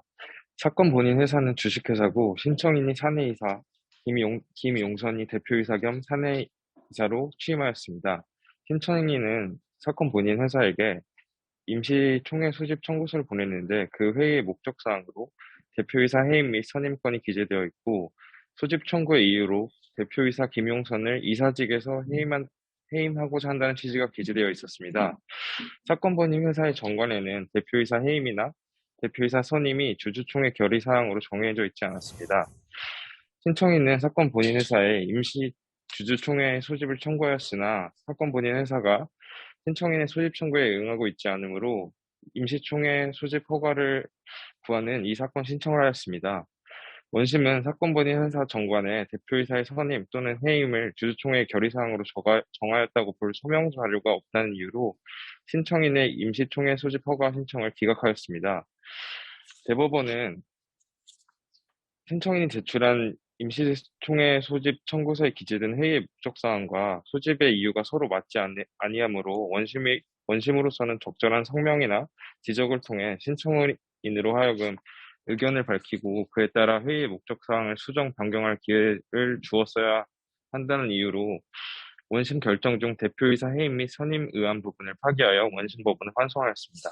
이상입니다. 예, 다시 또 해설을 하겠습니다. 이 사건 쟁점은 소수주주가 상법에 따라서 임시총회 소집허가 신청을 할 때 주주총회 권한에 속하지 않는 결의사항이 아닌 것을 회의 목적사항으로 할 수 있는지와 소수주주의 임시총회 소집 청구서에 회의 목적사항과 소집 이유가 서로 다를 때 법원이 취할 조치에 대해서 판단한 사안입니다. 먼저 소수주주의 임시총회 소집 허가 시에 정관에서 주주총회 결의사항으로 규정하지 않은 사항을 회의 목적사항으로 볼 수 있는지 살펴보겠습니다. 그 상법 366조 1항을 보시면 제가 가운데 중요한 부분을 진화 글씨로 해놨는데요. 일정 수 이상의 주식을 가진 소수주주는 회의의 목적사항과 소집의 이유 이 두 가지를 적은 서면을 이사회에 제출해서 임시총회에 소집을 청구할 수 있도록 되어 있습니다. 회의의 목적사항은 소송과 비교하자면은 청구 취지쯤 될 것 같고요. 소집의 이유는 청구 원인쯤 된다고 보면 좀 이해가 쉬울 것 같습니다. 그렇게 해서 이제 이사회에 제출해서 소집을 청구한 다음에 이사회에서 절차를 진행하지 않으면 법원에 총회 소집 허가 신청을 해서 이제 법원 허가를 받아서 자기가 총회를 소집하여 진행할 수 있습니다. 근데 주주총회라고 해서 물론 주주총회가 주주회사의 최고 의사결정기관이지만 회사의 모든 것을 결정할 수 있는 것은 아니고요. 상법에서 주주총회는 상법 또는 정관에 정해진 사항에 한해서 결의할 수 있도록 규정하고 있습니다. 따라서 소수주주가 임시총회 소집 청구를 해서 임시총회를 소집하는 경우에도 마찬가지로 주주총회 권한에 속하는 결의사항만을 구할 수 있다라고 보아야 됩니다. 대상 판결도 종래 대부분 판례처럼 소수주주가 임시총회 소집에 관한 법원의 허가를 신청할 때에는 주주총회 권한에 속하는 결의사항이 아닌 것을 회의 목적사항으로 볼 수 없다, 할 수 없다라고 판단하였습니다. 이어서 임시총회 소집 청구서의 회의 목적사항과 소집 이유가 상이한 경우에 법원의 성명 의무를 살펴보겠습니다. 법원의 성명 또는 지적 의무, 대법원은 이제 일정한 경우에 성명 또는 지적 의무를 부담하는데요. 예를 들면 당사자가 부주의 또는 오해로 인해서 명백히 간과한 법률사항이 있는 경우 또는 당사자의 주장이 법률상 관점에서 모순이나 불분명한 경우가 있는 경우에는 성명권 행사에서 의견 진술을 기회를 줘야 되고 그걸 다 하지 않으면 위법해서 경우에 따른 상고 이유가 돼서 파기될 수도 있습니다. 판결에 영향을 미치면 파기될 수도 있습니다. 2009다 38999 판결은 상사 관련된 사안에서 제가 간단하게 좀 정리해 봤습니다. 청구 취지에서 자본감소 결의 무효 확인을 구했는데요. 사건명은 감자 무효라고 구했고 변론 과정에서도 감자 무효의 소를 제기한 걸 전제로 변론을 쭉 했습니다. 그리고 이 판결은 청구 취지와 청구 원인이 서로 다르다 볼 수가 있다. 그럼에도 불구하고 원심에서 확인하지 않고 바로 자본감소 결의, 그러니까 감자 무효와 자본감소 결의 무효는 다른데요. 자본감소 결의 무효 확인 판결을 선고한 것은 성명 의무를 다하지 않은 위법이 있다라고 보았습니다. 이러한 법리에서 임시총회 소집 청구서에 기재된 회의 목적사항과 소집 이유가 상이한 경우에 대상 판결은 그 청구서에 기재된 소집 이유에 맞춰서 회의 목적사항을 일부 수정하거나 변경할 수 있도록 그러한 점을 지적할 의무가 있다. 의견을 진술하게 하고 회의 목적사항을 수정 변경할 기회를 주어야 한다라고 판단을 했습니다. 그럼 이 사건에서 문제된 경우 살펴보겠습니다. 총회 소집 청구서의 회의 목적사항에는 대표이사의 해임 및 선임으로 기재가 되어 있고요. 소집이 이후에는 현 대표이사의 이사직 해임, 그러니까 대표이사 해임이 아니라 이사직 해임으로 기재가 되어 있습니다. 이걸 판단하기 위해서는 상법상 대표이사 선임 해임, 이사와의 관계를 살펴봐야 되는데 대표이사는 이사 중에서 선정을 하고 원칙적으로 이사회에서 선정하되 주주총회에서 정한 경우 정관에서 주주총회에서 결정할 수 있도록 한 경우에는 주주총회 선정합니다. 해임에 관한 특별한 규정은 상법에 규정되어 있지 않고요. 다만 위임 관계이기 때문에 회사와 대표이사의 관계는 언제든지 대표이사를 회사는 해임할 수 있습니다. 근데 해임에 필요한 이제 의사 결정 기관은 선임 기관이 하게 된다. 그래서 이사회에서 대표이사를 선임했으면 이사회가 해임을 하고 주주총회에서 대표이사 선임한 경우에는 주주총회에서 보통 결의로 해임을 합니다. 이처럼 대표이사와 이사의 관계는 대표이사는 이사임을 전제로 합니다. 따라서 이사 자격을 상실하면 당연히 대표이사 지위까지 상실합니다. 반대로 대표이사에서 해임됐다고 해서 이사의 지위까지 상실하는 것은 아닙니다. 결론적으로 이사회가 대표이사를 선임한 경우에는 그 대표이사를 해임하기 위해서는 이사회를 열어가지고 대표이사 해임을 결의하거나 혹은 주주총회를 열어서 특별 결의로 아예 이사의 지위를 박탈하는 방법이 있습니다.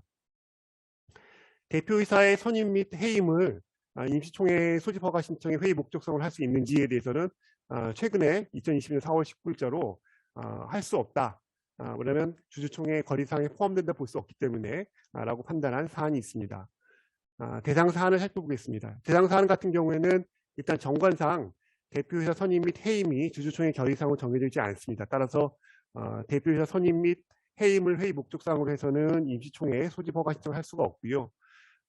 소집 청구서의 회의 목적사항으로는 대표이사 해임 및 선임권이 기재되고 소집의 이유로는 대표이사 누구누구를 이사직에서 해임한다라는 취지가 기재되어 있고 즉시항고장에도 이사직에서 해임하려 한다라는 취지가 기재되어 있습니다.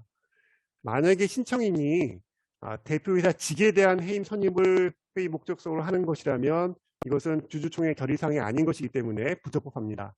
반면에 신청인이 주주총회 특별 결의로 이사직 자체를 해임시키려는 것이다 라고 하게 된다면 그것은 적법하게 됩니다. 따라서 임시총회 소집 청구서에 기재된 회의 목적사항과 소집의 이유에 불일치한 점이 있습니다. 근데 원심은 이러한 점을 지적하지 않고 곧바로 대표이사 선임 및 해임을 정관에 규정되어 있지 않은데 그 주주총회 권한으로 그거를 회의 목적사항으로 정했다라고 해서 소집 허가 신청을 기각하였습니다. 대법원은 이를 지적해서 회의 목적사항이 소외인의 대표이사직 해임 혹은 후임 대표이사 선임을 의미하는 것이냐 아니면 소외인의 이사직 해임 및 후임이사 선임을 의미하는 것인지에 대한 의견을 밝힐 기회를 줬어야 된다라고 보고 그러한 의무를 다하지 성명 의무를 다하지 않아서 위법하다라고 판단하였습니다. 이상으로 마치겠습니다.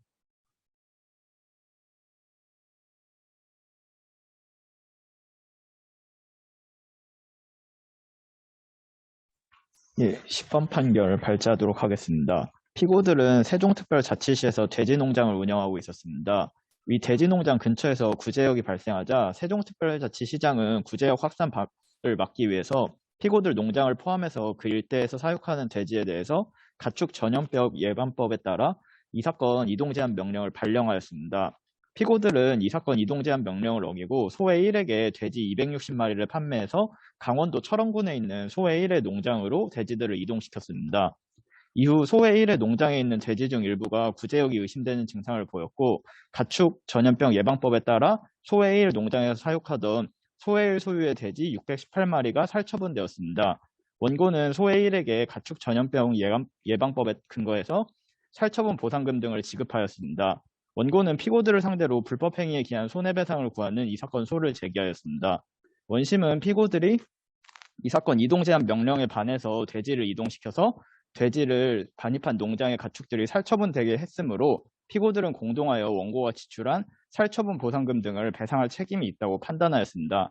그러나 대법원은 원고가 살처분 보상금 등을 지급하게 된 가축 전염병 확산 원인이 피고들의 이 사건 이동제한 명령 위반과 상당 인과관계에 있는 손해라거나 원고가 다른 법령상 근거 없이 곧바로 피고들을 상대로 원고가 지급한 살처분 보상금 등 상당을 손해배상으로 구할 수 있다고 보기 어렵다는 이유로 원심을 파기환송하였습니다. 이상입니다.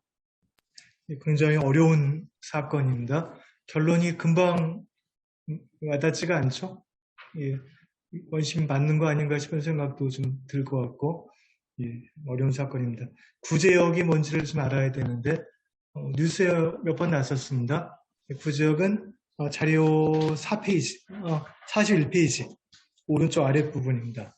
2000년에 잠깐 왔었어요. 그래서 그때는 2000여 마리를 살처분했답니다. 그리고 2002년도에도 또 발생했습니다.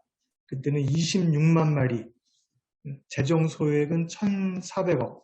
그런데 2010년도에 난리가 나가지고 348만 마리를 살처분하고 재정 소액이 2조 5천억 됐다는 겁니다. 그래서 2010년도에 난리가 나서 전국적으로 공무원들이 살처분한 돼지 파묻느라고 난리가 났습니다. 보통 일이 아니었죠.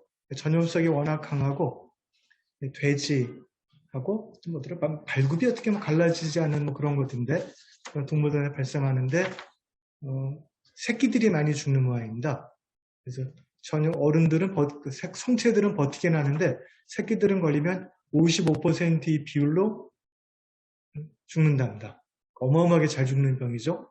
그래서 2000년, 2002년도에도 막 번지기는 했는데 대충 끝났잖아요.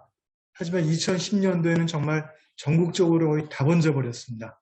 모든 병이 그렇듯이 막을 수도 있고 재수가 없으면 쫙 번지기도 하고 그에 다른 것이죠. 예측이 어려워요. 그렇기 때문에 정부에서 방어 방법은 뭔가요? 하나 발생하면 주변에는 이동 금지시키고 발생한 해당 농가는 전부 폐사시켜버립니다. 그래서 골라서 하는 것이죠. 지금 당초 이 세종의 농장은 옆에 농가에서 구제역 의심 증상이 나타나니까 거기는 다 폐사시키고 이 피고 농장은 어떻게 했죠? 보존 조치, 이동 제한 조치를 시킨 거예요. 근데 이동 제한 조치가 계속되니까 돼지가 계속 커지잖아요. 그 출할 시기를 지나는 거죠. 그래서 한글 보면은 결론을 내달라. 죽이든 뭐하든 결론을 내야지 어떡하냐. 그래도 계속 답변을 안 하고 둔 거예요. 예. 죽이지도 않고 그냥 두는 거죠. 그러니까 정 안 되겠으니까 성체가 됐으니까 그거를 팔은 겁니다. 팔았는데 이 세종시에서 1,000원으로 팔았죠. 1,000원으로 팔았는데 이 심판결 보면은 1,000원으로 싣고 갈 무렵에는 이 피고 농장에서도 구제역 증상이 드디어 터졌답니다. 그러니까는 틀림없이 걸려있는 애가 몇 마리 있으니까 이거 싣고 나가면은 옮길 가능성이 있는데 그냥 해버린 거죠. 아마 산 쪽에서는 몰랐을 것이고 판결 보면은 중개한 사람도 알았다는 겁니다. 그저 의심 증상이 있는 거 알고도 의심 증상이 있는 애를 싣고 간 건 아니고 의심 증상이 있는데도 나머지 돼지들을 그쪽으로 보낸 거죠. 아니나 다를까 1,000원의 그 농장에서도 똑같이 구제역 증상이 돼지 중에 나타난 거죠. 그러니까 아마도 요 세종 농장에서 쭉 가가지고 발생한 것이 유력해 보이는데 판결문에 보면은 구제역이라는 얘기는 없습니다. 왜 그럴까요? 검사할 필요가 없습니다. 굳이 검사해가지고 구제역 맞는지 비용 쓸 필요가 없어요. 어차피 다 죽여야 됩니다. 피고 농장에서 하나 의심 가는 증상 발생하면 구제역이 워낙 치명적이기 때문에 검사하고 시간 할 새가 없어요. 그 증상 나타나면 그 농장 안에 있는 돼지, 닭도 있죠? 다 폐사 처분합니다. 그 바람에 1,000원 농장의 것도 다 폐사 처리했고 그래서 1,000원 원고가 1,000원군이든가요? 1,000원군? 거기가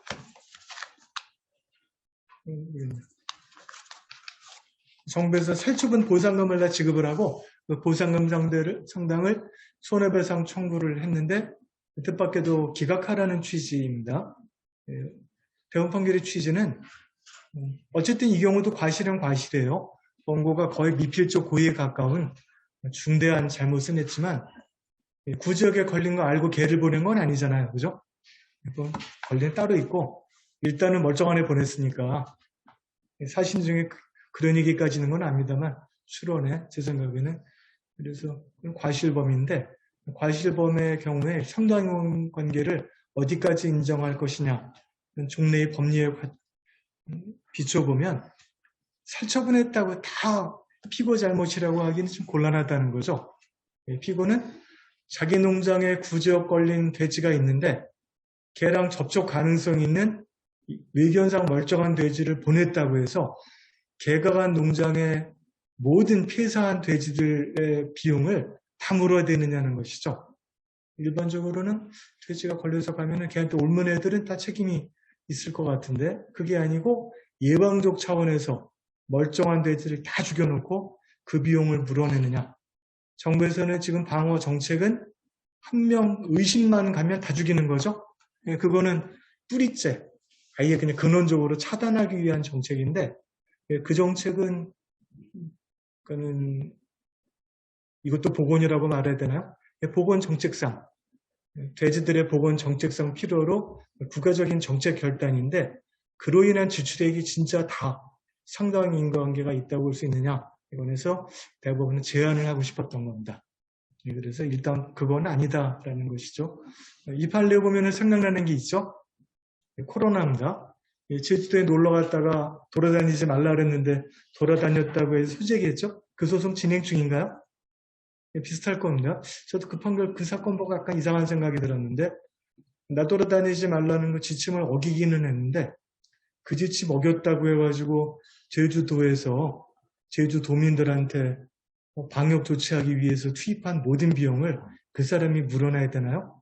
그건 아닐 것 같아요. 그래서 그런 생각을 좀 하고 있었는데 이 사건도 그 케이스를 떠올려 보면 이해가 갈 수도 있습니다. 그렇다면은 피고는 아무런 책임이 없느냐? 그건 아닙니다. 그건 아니에요. 이 사건에서도 한시에 일부러 언급을 한 것 같은데 뭐라고 했냐면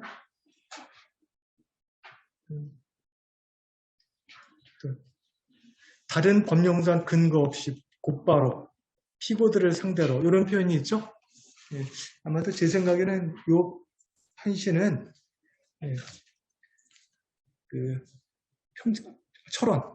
철원에 있는 농장주의 손해배상 채권을 변제자 대위로 행사하거나 아니면은 원고가 구상금 청구를 하거나 구상금 청구를 해도 어차피 부정 연대 책임의 관계 때문에 불평의 손해배상 책임으로 제한될 텐데 그렇게 줄여서 인정하게 되는 게 아닌가 싶습니다. 우선 이 케이스에서 철원의 농가가 세종시 농가를 상대로 불법행위 손해배상 청구를 하면 인정이 될까요? 보상금 지급하기 전에 국가에서 보상금 몇 마리 준다고 하고 아직 안 나왔단 말이죠. 그 안 나온 상태에서 세종 네가 보내가지고 이렇게 됐으니까 폐사시켰는 바람에 손해가 크다. 손해배상 청구를 하면 손해배상 책임을 인정해야 될 것 같아요. 큰 어려움은 없을 것 같아요. 이 판시 보면은 이 판결에 피고들이 구제역이 이미 발생한 거 알면서 보냈다는 판시가 있습니다. 구제 의심 증상이 있는 돼지가 증상이 나온 걸 알면서도 감추고 보냈다는 판시가 있습니다. 그렇다면 미필적 고의거나 고의에 가까운 과실이 있고 그것 때문에 옮겼다고 봐야죠. 옮겼다고 봐야 돼요. 옆에 다른 농장에서 옮겨온 다른 증상 없으면 입증이 이렇게 어렵진 않을 거예요. 옮겨가지고 증상도 발생했고 어쩔 수 없이 다 죽여야죠. 죽였다면 인과관계 인정돼야 될 것 같습니다. 그리고 실제로 찾다 보니까 희한하게도 자료 40페이지 판결은 바로 이 세종시 농가를 상대로 다른 농가에서 손해배상 청구를 하고 승소한 케이스입니다. 그러니까는 날짜를 보니까는 41페이지네요. 세종시, 그러니까는 철원으로다가 식구 간 거는 2015년 2월 3일에서 7일까지고 또 다른 소송 낸 사람도 2월 7일 날 이동시켰어요. 거의 동시입니다. 그래서 그 피해자들이 농가가 4군데쯤 되는데 4군데가 소송해가지고 불법 행위로 인정을 했습니다. 다만 피해 금액은 세 농가는 살처분 비용으로 돼지의 시가 전액을 배상받았다는 이유로 해가지고 돼지의 시가는 배상을 못 받고 한 농가는 80%만 받았더라고요. 왜 그런지는 모르겠어요. 그래서 20%만 승소를 시키고 위자료 인용을 했습니다. 우리 케이스에서도 불법행위 책임을 인정하는 게 맞을 것 같아요. 그럼 어떻게 해야 되나요? 예. 그 안에 있던 돼지, 음악한 동물들에서 살처분된 비용에서 이동금지 제한 구역인 걸 알면서 돼지를 갖고 왔으면 과일상계를 해야죠. 그래서 피해자 측 과일상계하고 나머지가 손해배상 책임이 인정이 되고 이 피해자는 세종 농가에 대해서는 불법행위 손해배상 채권이 있고 국가에 대해서는 보상금 청구권이 있죠. 보상금 청구권이 불법행위 손해배상 청구권보다 더 액수가 많을 거예요. 당연히 과일상계를 하게 되니까 이런 경우에는 동일한 목적, 피해 보상을 목적으로 하는 것이니까 중복되는 범위에서는 부진정 연대 채무인데 국가가 보상금을 먼저 지급했기 때문에 부진 연대 채무자 간의 구상권이 인정이 되어야 될 것 같고 또 먼저 갚았기 때문에 채권 변제자 대비로 피해자의 손해배상 청구권도 이전되고 두 채권은 청구권 경합관계 있고 그래서 국가가 손해배상 변제자 대위로 취득한 손해배상 청구를 하든가 아니면 구상금으로 청구를 하면 그 부분에 관해서는 인정될 가능성이 엄청 높다고 생각을 합니다. 실제로 이 케이스에서는 원고가 그런 주장을 했어요. 뭐냐면 자료 43페이지 보면 원고는 민법 739조 사무관리입니다. 748조 부당이득이고 기하여도 금전의 지급을 구하나 그랬는데 구상금의 본질은 부당이득입니다. 그러니까는 원고가 부당이득을 했다는 것은 피해자한테 줄 돈을 세종 농가 니들이 줘야 되는데 내가 줘서 부당이득을 했다. 그 돈 달라는 청구잖아요. 그게 부당이득인데 그게 바로 구상금이죠. 동일한 청구라서 소송물도 같습니다. 그래서 선택적 청구인 이 구상금 청구에 관해서 다시 심리를 해야 되고 꽤 많은 금액이 인정될 가능성이 있습니다. 다만 인과관계의 면에서 이 대법원 판시에 의하면 돼지를 몽땅 다 살처분한 거는 보건정책상의 문제다.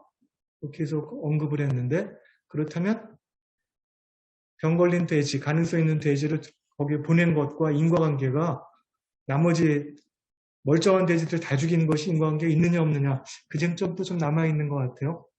그 부분까지 고민을 해보다가 결론이 잘 안 나서 몇 가지만 설명을 드리겠습니다. 이 판결은 파기환송 후의 결론이 엄청 궁금합니다.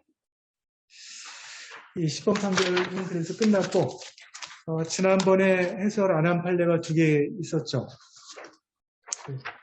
10월 15일자 공보 공소 부장님이 해설할 회사법 사건 2건 해설을 시작하겠습니다. 발제부터 시작해 주십시오. 예, 발제하도록 하겠습니다. 원고는 2014년 소혜인에게 이 사건 빌라를 임대하면서 운영과 관련된 업무를 위임하였습니다. 소혜인은 2015년 5월경 세무사인 피고에게 이 사건 빌라를 포함해서 숙박업을 운영하는 빌라 6채에 관한 세금 신고 업무를 위임하였습니다. 피고는 원고를 위해서 2015년 5월부터 2017년 5월까지 종합소득세와 부가가치세를 신고해 주었습니다. 피고는 2019년 원고에 대해서 위와 같이 수행한 세무대리 업무에 대한 용역비 429만 원의 지급을 구하는 지급명령을 신청했고 피고의 청구를 인용하는 이 사건 지급명령이 내려져 확정되었습니다. 원고는 위 지급명령 정본에 기한 강제집행 불허를 구하는 이 사건 소를 제기하였습니다. 원심은 세무사 직무에 관한 채권의 소멸시효 기간도 민법 163조 5호를 유추 적용해서 3년으로 보아야 한다고 판단한 뒤 피고의 용역비 채권 중에서 2017년 5월 26일 신고한 2016년 종합소득세 관련 채권을 제외한 나머지 채권에 대해서는 소멸시효가 완성되었다고 판단하였습니다. 그러나 대법원은 세무사와 같이 그들의 직무와 유사한 직무를 수행하는 다른 자격사의 직무에 관한 채권에는 민법 163조 5호가 유추 적용된다고 볼 수 없고 세무사를 상인이라고 볼 수 없어서 세무사의 직무에 관한 채권이 상사채권에 해당한다고 볼 수도 없다고 판단하였습니다. 따라서 세무사의 직무에 관한 채권은 민법 162조 1항에 따라 10년의 소멸시효가 적용되기 때문에 피고의 용역비 채권은 전부에 대해서 소멸시효가 완성되지 않았다는 이유로 원심을 파기환송하였습니다. 이상입니다. 예, 이어서 또 해설하겠습니다. 이 사건 쟁점은 세무사의 직무에 관한 채권 소멸시효 기간이 3년인지 5년인지 10년인지 하는 점입니다. 먼저 3년으로 볼 수 있는지 살펴보면 민법 163조 5호에서는 변호사, 변리사, 공증인, 공인회계사, 법무사의 직무에 관한 채권은 3년의 단기 소멸시효가 적용된다라고 규정하고 있습니다. 근데 여기 이제 세무사가 들어가 있지 않아가지고요. 이거를 이제 세무사에게 유추 적용할 수 있느냐의 문제가 이 사건 주된 쟁점이었는데요. 대상 판결은 주된 이유로는 민법 163조 5호가 제정될 당시에, 그러니까 교문에 들어갈 당시에는 세무사라는 지책이 없었고 세무사법은 그 이후에 제정됐다라는 점을 들어서 그런 점, 그리고 단기 소멸시효의 규정 취지나 법정 안정성 등을 이유로 유추 적용을 한다고 볼 수 없다라고 보았습니다. 그러면 이제 163조 5호가 적용되지 않으면 남는 것은 상사채권으로 가서 5년으로 볼 수 있는지 혹은 일반 민사채권으로 10년으로 볼 수 있는지의 문제가 남는데요. 먼저 세무사의 상인성에 대해 살펴보도록 하겠습니다.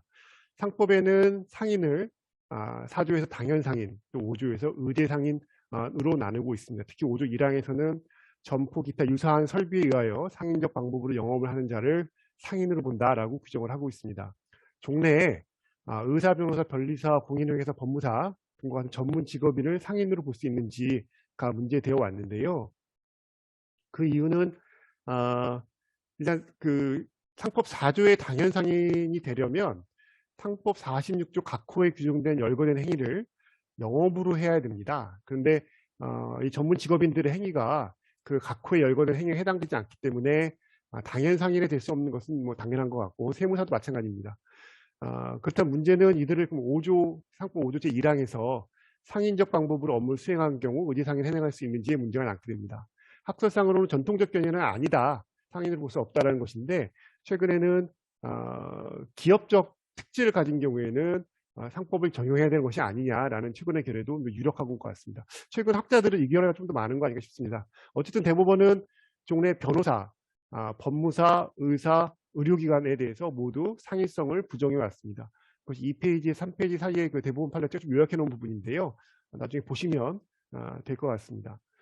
대상 판결도 변호사의 상인성을 부정한 종래 대법원 판례와 유사한 논리입니다. 첫 번째는 세무사법 규정에 의해서 상인의 영업활동과는 세무사의 활동이 본질적으로 차이가 있다라는 점과 그럼에도 불구하고 세무사의 직무와 관련된 형성된 법률관계에 상법을 적용해야 될 특별한 사회경제적 필요 내지 요청이 부존재한다라는 이유로 세무사의 상인성을 부정했습니다.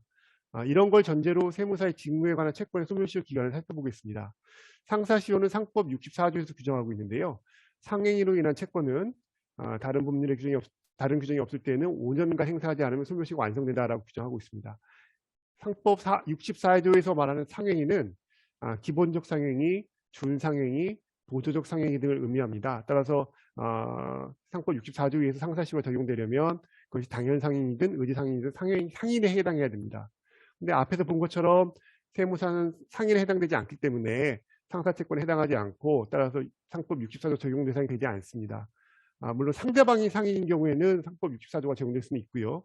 따라서 대상 판결은 세무사의 직무에 관한 채권에 대해서는 민법 162조 1항에 따라서 10년의 소멸시효가 적용된다라고 판단하였습니다. 예, 이상으로 마치겠습니다.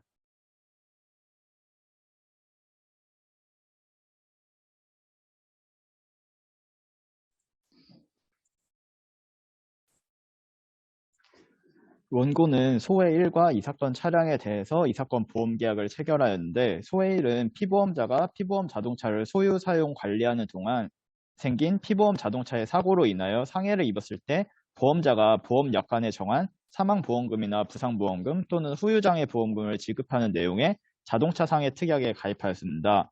소해 1은 이 사건 차량을 운전하던 중 중앙선을 침범해서 맞은편에서 진행하는 버스를 충격하였습니다. 이 사건 사고로 소해 1과 동승자 2명이 사망하고 이 사건 차량의 나머지 동승자 소해 2와 소해 3 피해버스 운전자와 승객 14명이 상해를 입었습니다. 원고는 이 사건 보험 계약에 따라서 소해 1의 상속인과 소해 2에게 자동차 상해 특약에 따른 보험금을 지급하였고 이들을 제외한 나머지 피해자들에게 대인 배상에 따른 책임 보험금을 지급하였습니다. 그 후 원고는 소해 1과 소해 2의 손해에 관하여 보험자 대의에 따른 구상금을 청구하는 이 사건 소를 제기하였습니다. 원심은 이 사건 보험계약의 보통약관 34조 2항 1호에서 보험자 대의를 배제하는 자기 신체 사고에 자동차 상해 특약으로 담보되는 사고가 포함된다고 판단해서 자동차 상해 특약에 따라 보험금을 지급받은 소해 1, 2의 손해에 관한 원고의 보험자 대의 청구를 기각하였습니다. 그러나 대법원은 이 사건 보험계약의 보통약관 34조 2항 1호에서 보험자 대의를 배제하는 자기 신체 사고에 자동차 상해 특약에서 담보하는 사고가 포함되어 있다고 보기는 어렵고 자동차 상해 특약에 의해서 보험금을 지급한 경우에도 보험자 대의가 허용된다고 봄이 타당하다는 이유로 원심을 파기환송하였습니다. 이상입니다. 예, 이어서 해설을 계속하도록 하겠습니다. 이 사건 쟁점은 말이 되게 어렵게 써 있는데요. 자동차 종합보험에 가입할 때 저희가 보통은 자기 신체 사고 보험도 기본 담보로 되어 있고 경우에 따라서는 자동차 상해 특약에 가입할 때가 있습니다. 그런데 자동차 상해 특약에 가입해서 보험회사로부터 보험을 받은 다음에 보험회사가 예를 들면 뭐 가해자나 이런 사람들한테 피보험자의 권리를 손해배상 청구권을 대위행할 수 있는지 의 문제입니다. 약관 경우 해석과 관련된 문제로 돌아가게 하는데요. 결국 쟁점은 그렇게 볼 수 있습니다. 먼저 보험자 대의부터 살펴보겠습니다. 상법 729조는 원칙적으로 인보험에 관련된 규정인데요. 통칙 규정입니다.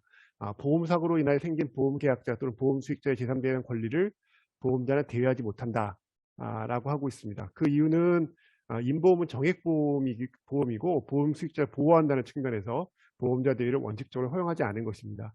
하지만 상해보험 같은 경우에는 중요한 부분이 당사자 간의 약정이 있는 때에는 피보험자의 권리를 해하지 않는 범위에서 권리를 대위 행사할 수 있다라고 보고 있습니다.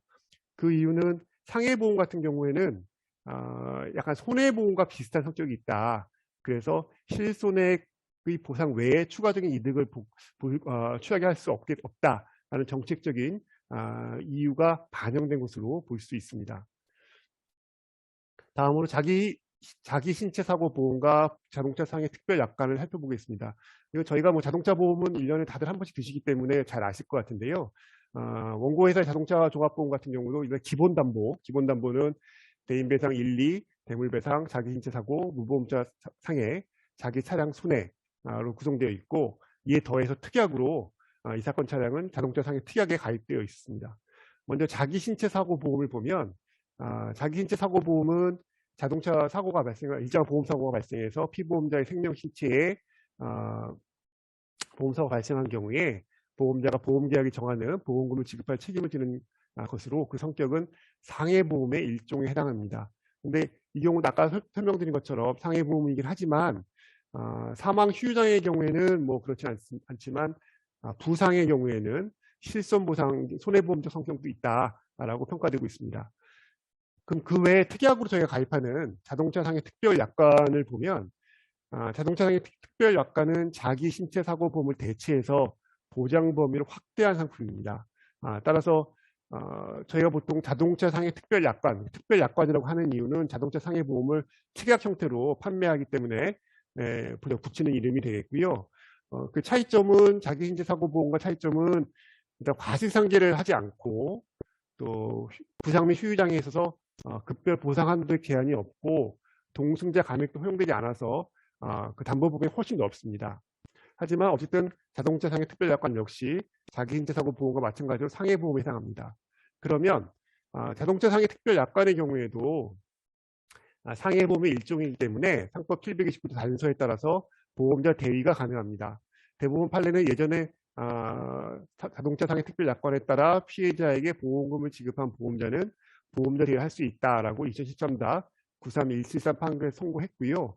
유사한 취지 판례가 한 2차례 정도 있었던 것으로 보입니다.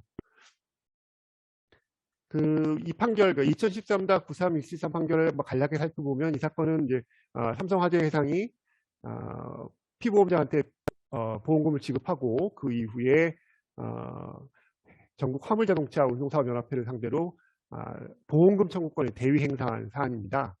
근데 이 사건 보험 약관을 보면 중간 부분인데요. 보험회사는 피보험자 또는 손해배상 청구권자에게 보험금을 지급한 경우에는 보험금의 한도에서 제3자에 대한 피보험자의 권리를 취득합니다. 라고 보험자 대위를 허용하고 있고요.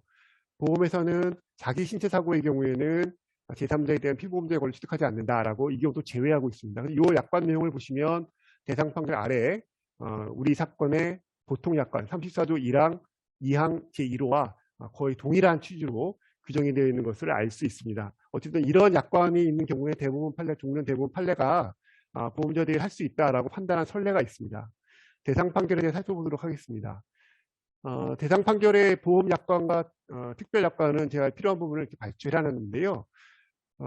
이게 자동차상의 특별 약관에 정하지 않은 경우에도 특별히 정하지 않은 경우에도 자동차 상해 보험에 보통 약관이 적용이 되려면 당사자의 약정이 있어야 되는데 원심 판결과 대상 판결의 원심 판결과 대상 판결 확인되지는 않지만 보통은 자동차 상해 특별 약관을 정하지 않은 사항은 보통 약관에 따르도록 한 준용 규정을 두고 있기 때문에 이 경우에도 역시 보통 약관이 적용된다라고 보고 판단하면 될 것 같습니다.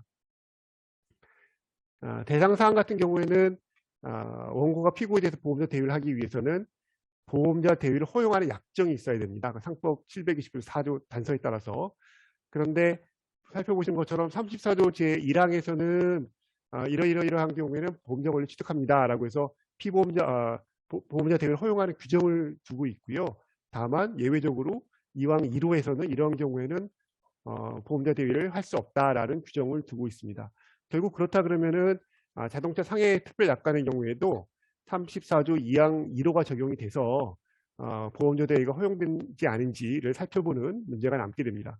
원심은 허용되지 않는다라고 보는 주된 이유는 규정을 보시면 34조 2항 1호에서 자기 신체 사고의 경우 제3자에 대한 피보험자의 권리 이렇게 규정이 되어 있지 않습니까? 그래서 원심은 이 자기 신체 사고란 그것이 자기 신체 사고 보험에 의한 것이든 자동차 상해 특별 약관에 의한 것이든 자기 신체에 발생한 사고의 경우에 대해서는 보험자 대위가 허용되지 않는다라고 판단을 했습니다. 하지만 대상 판결은 종전 대부분 판례처럼 자동차 상해 특별 약관에 따라 피해자에게 보험금을 지급한 보험자는 보험자 대위를 할 수 있다라고 보았는데요. 구체적으로는 34조 2항 1호에서 정하는 보험자 대위를 배제하는 자기 신체 사고에 자동차 상해 특별 약관에서 담보하는 사고가 포함되어 있다고 보기 어렵고 그렇다 그러면 34조 2항 1호가 적용되지 않으니까 원칙에 돌아가서 34조 1항에 따라서 보험자 대위가 허용된다라고 판단했습니다. 구체적인 이유는 원심은 여기 보시면 자기 신체 사고를 아까 말씀드린 사고를 중심으로 봤는데요. 대상 판결 같은 경우는 이 자기 신체 사고는 그 사고를 말하는 게 아니라 자기 신체 사고 보험을 말하는 것이다. 라고 약관 규정을 해석을 했습니다. 그리고 또 자동차 상해보험의 취지를 감안해서 그와 같이 판단했는데요. 아까 말씀드린 것처럼 자동차 상해보험은 기본적으로 실손보험, 실제 손해액을 보상해주는 보험에 해당하는 경우입니다. 따라서 굳이 이거 특약을 도입한 이유는 자동차 사고로 인해서 전혀 피해 보상 받지 못하는 경우에 피해자 구제가 가장 주된 목적입니다. 그런데 보험자 대위가 허용되지 않으면 예를 들면 자동차 상해 특별 약관에 따라서 보험금도 받고 또 그 밖에 배상 의무자로부터 또 배상을 받고 하게 되면 중복 보상이 이루어질 가능성이 있습니다. 또 이런 점들을 고려해서 피보험자가 과도한 이익을 얻게 되기 때문에 보험자 대위를 허용해야 된다라고 판단을 했습니다. 이상으로 해설을 마치겠습니다.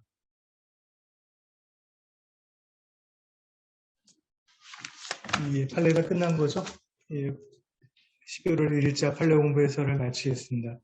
이 15일자 판례 공부는 다음 주 금요일 날 스터디를 하도록 하죠. 주말 즐겁게 보내시기 바랍니다.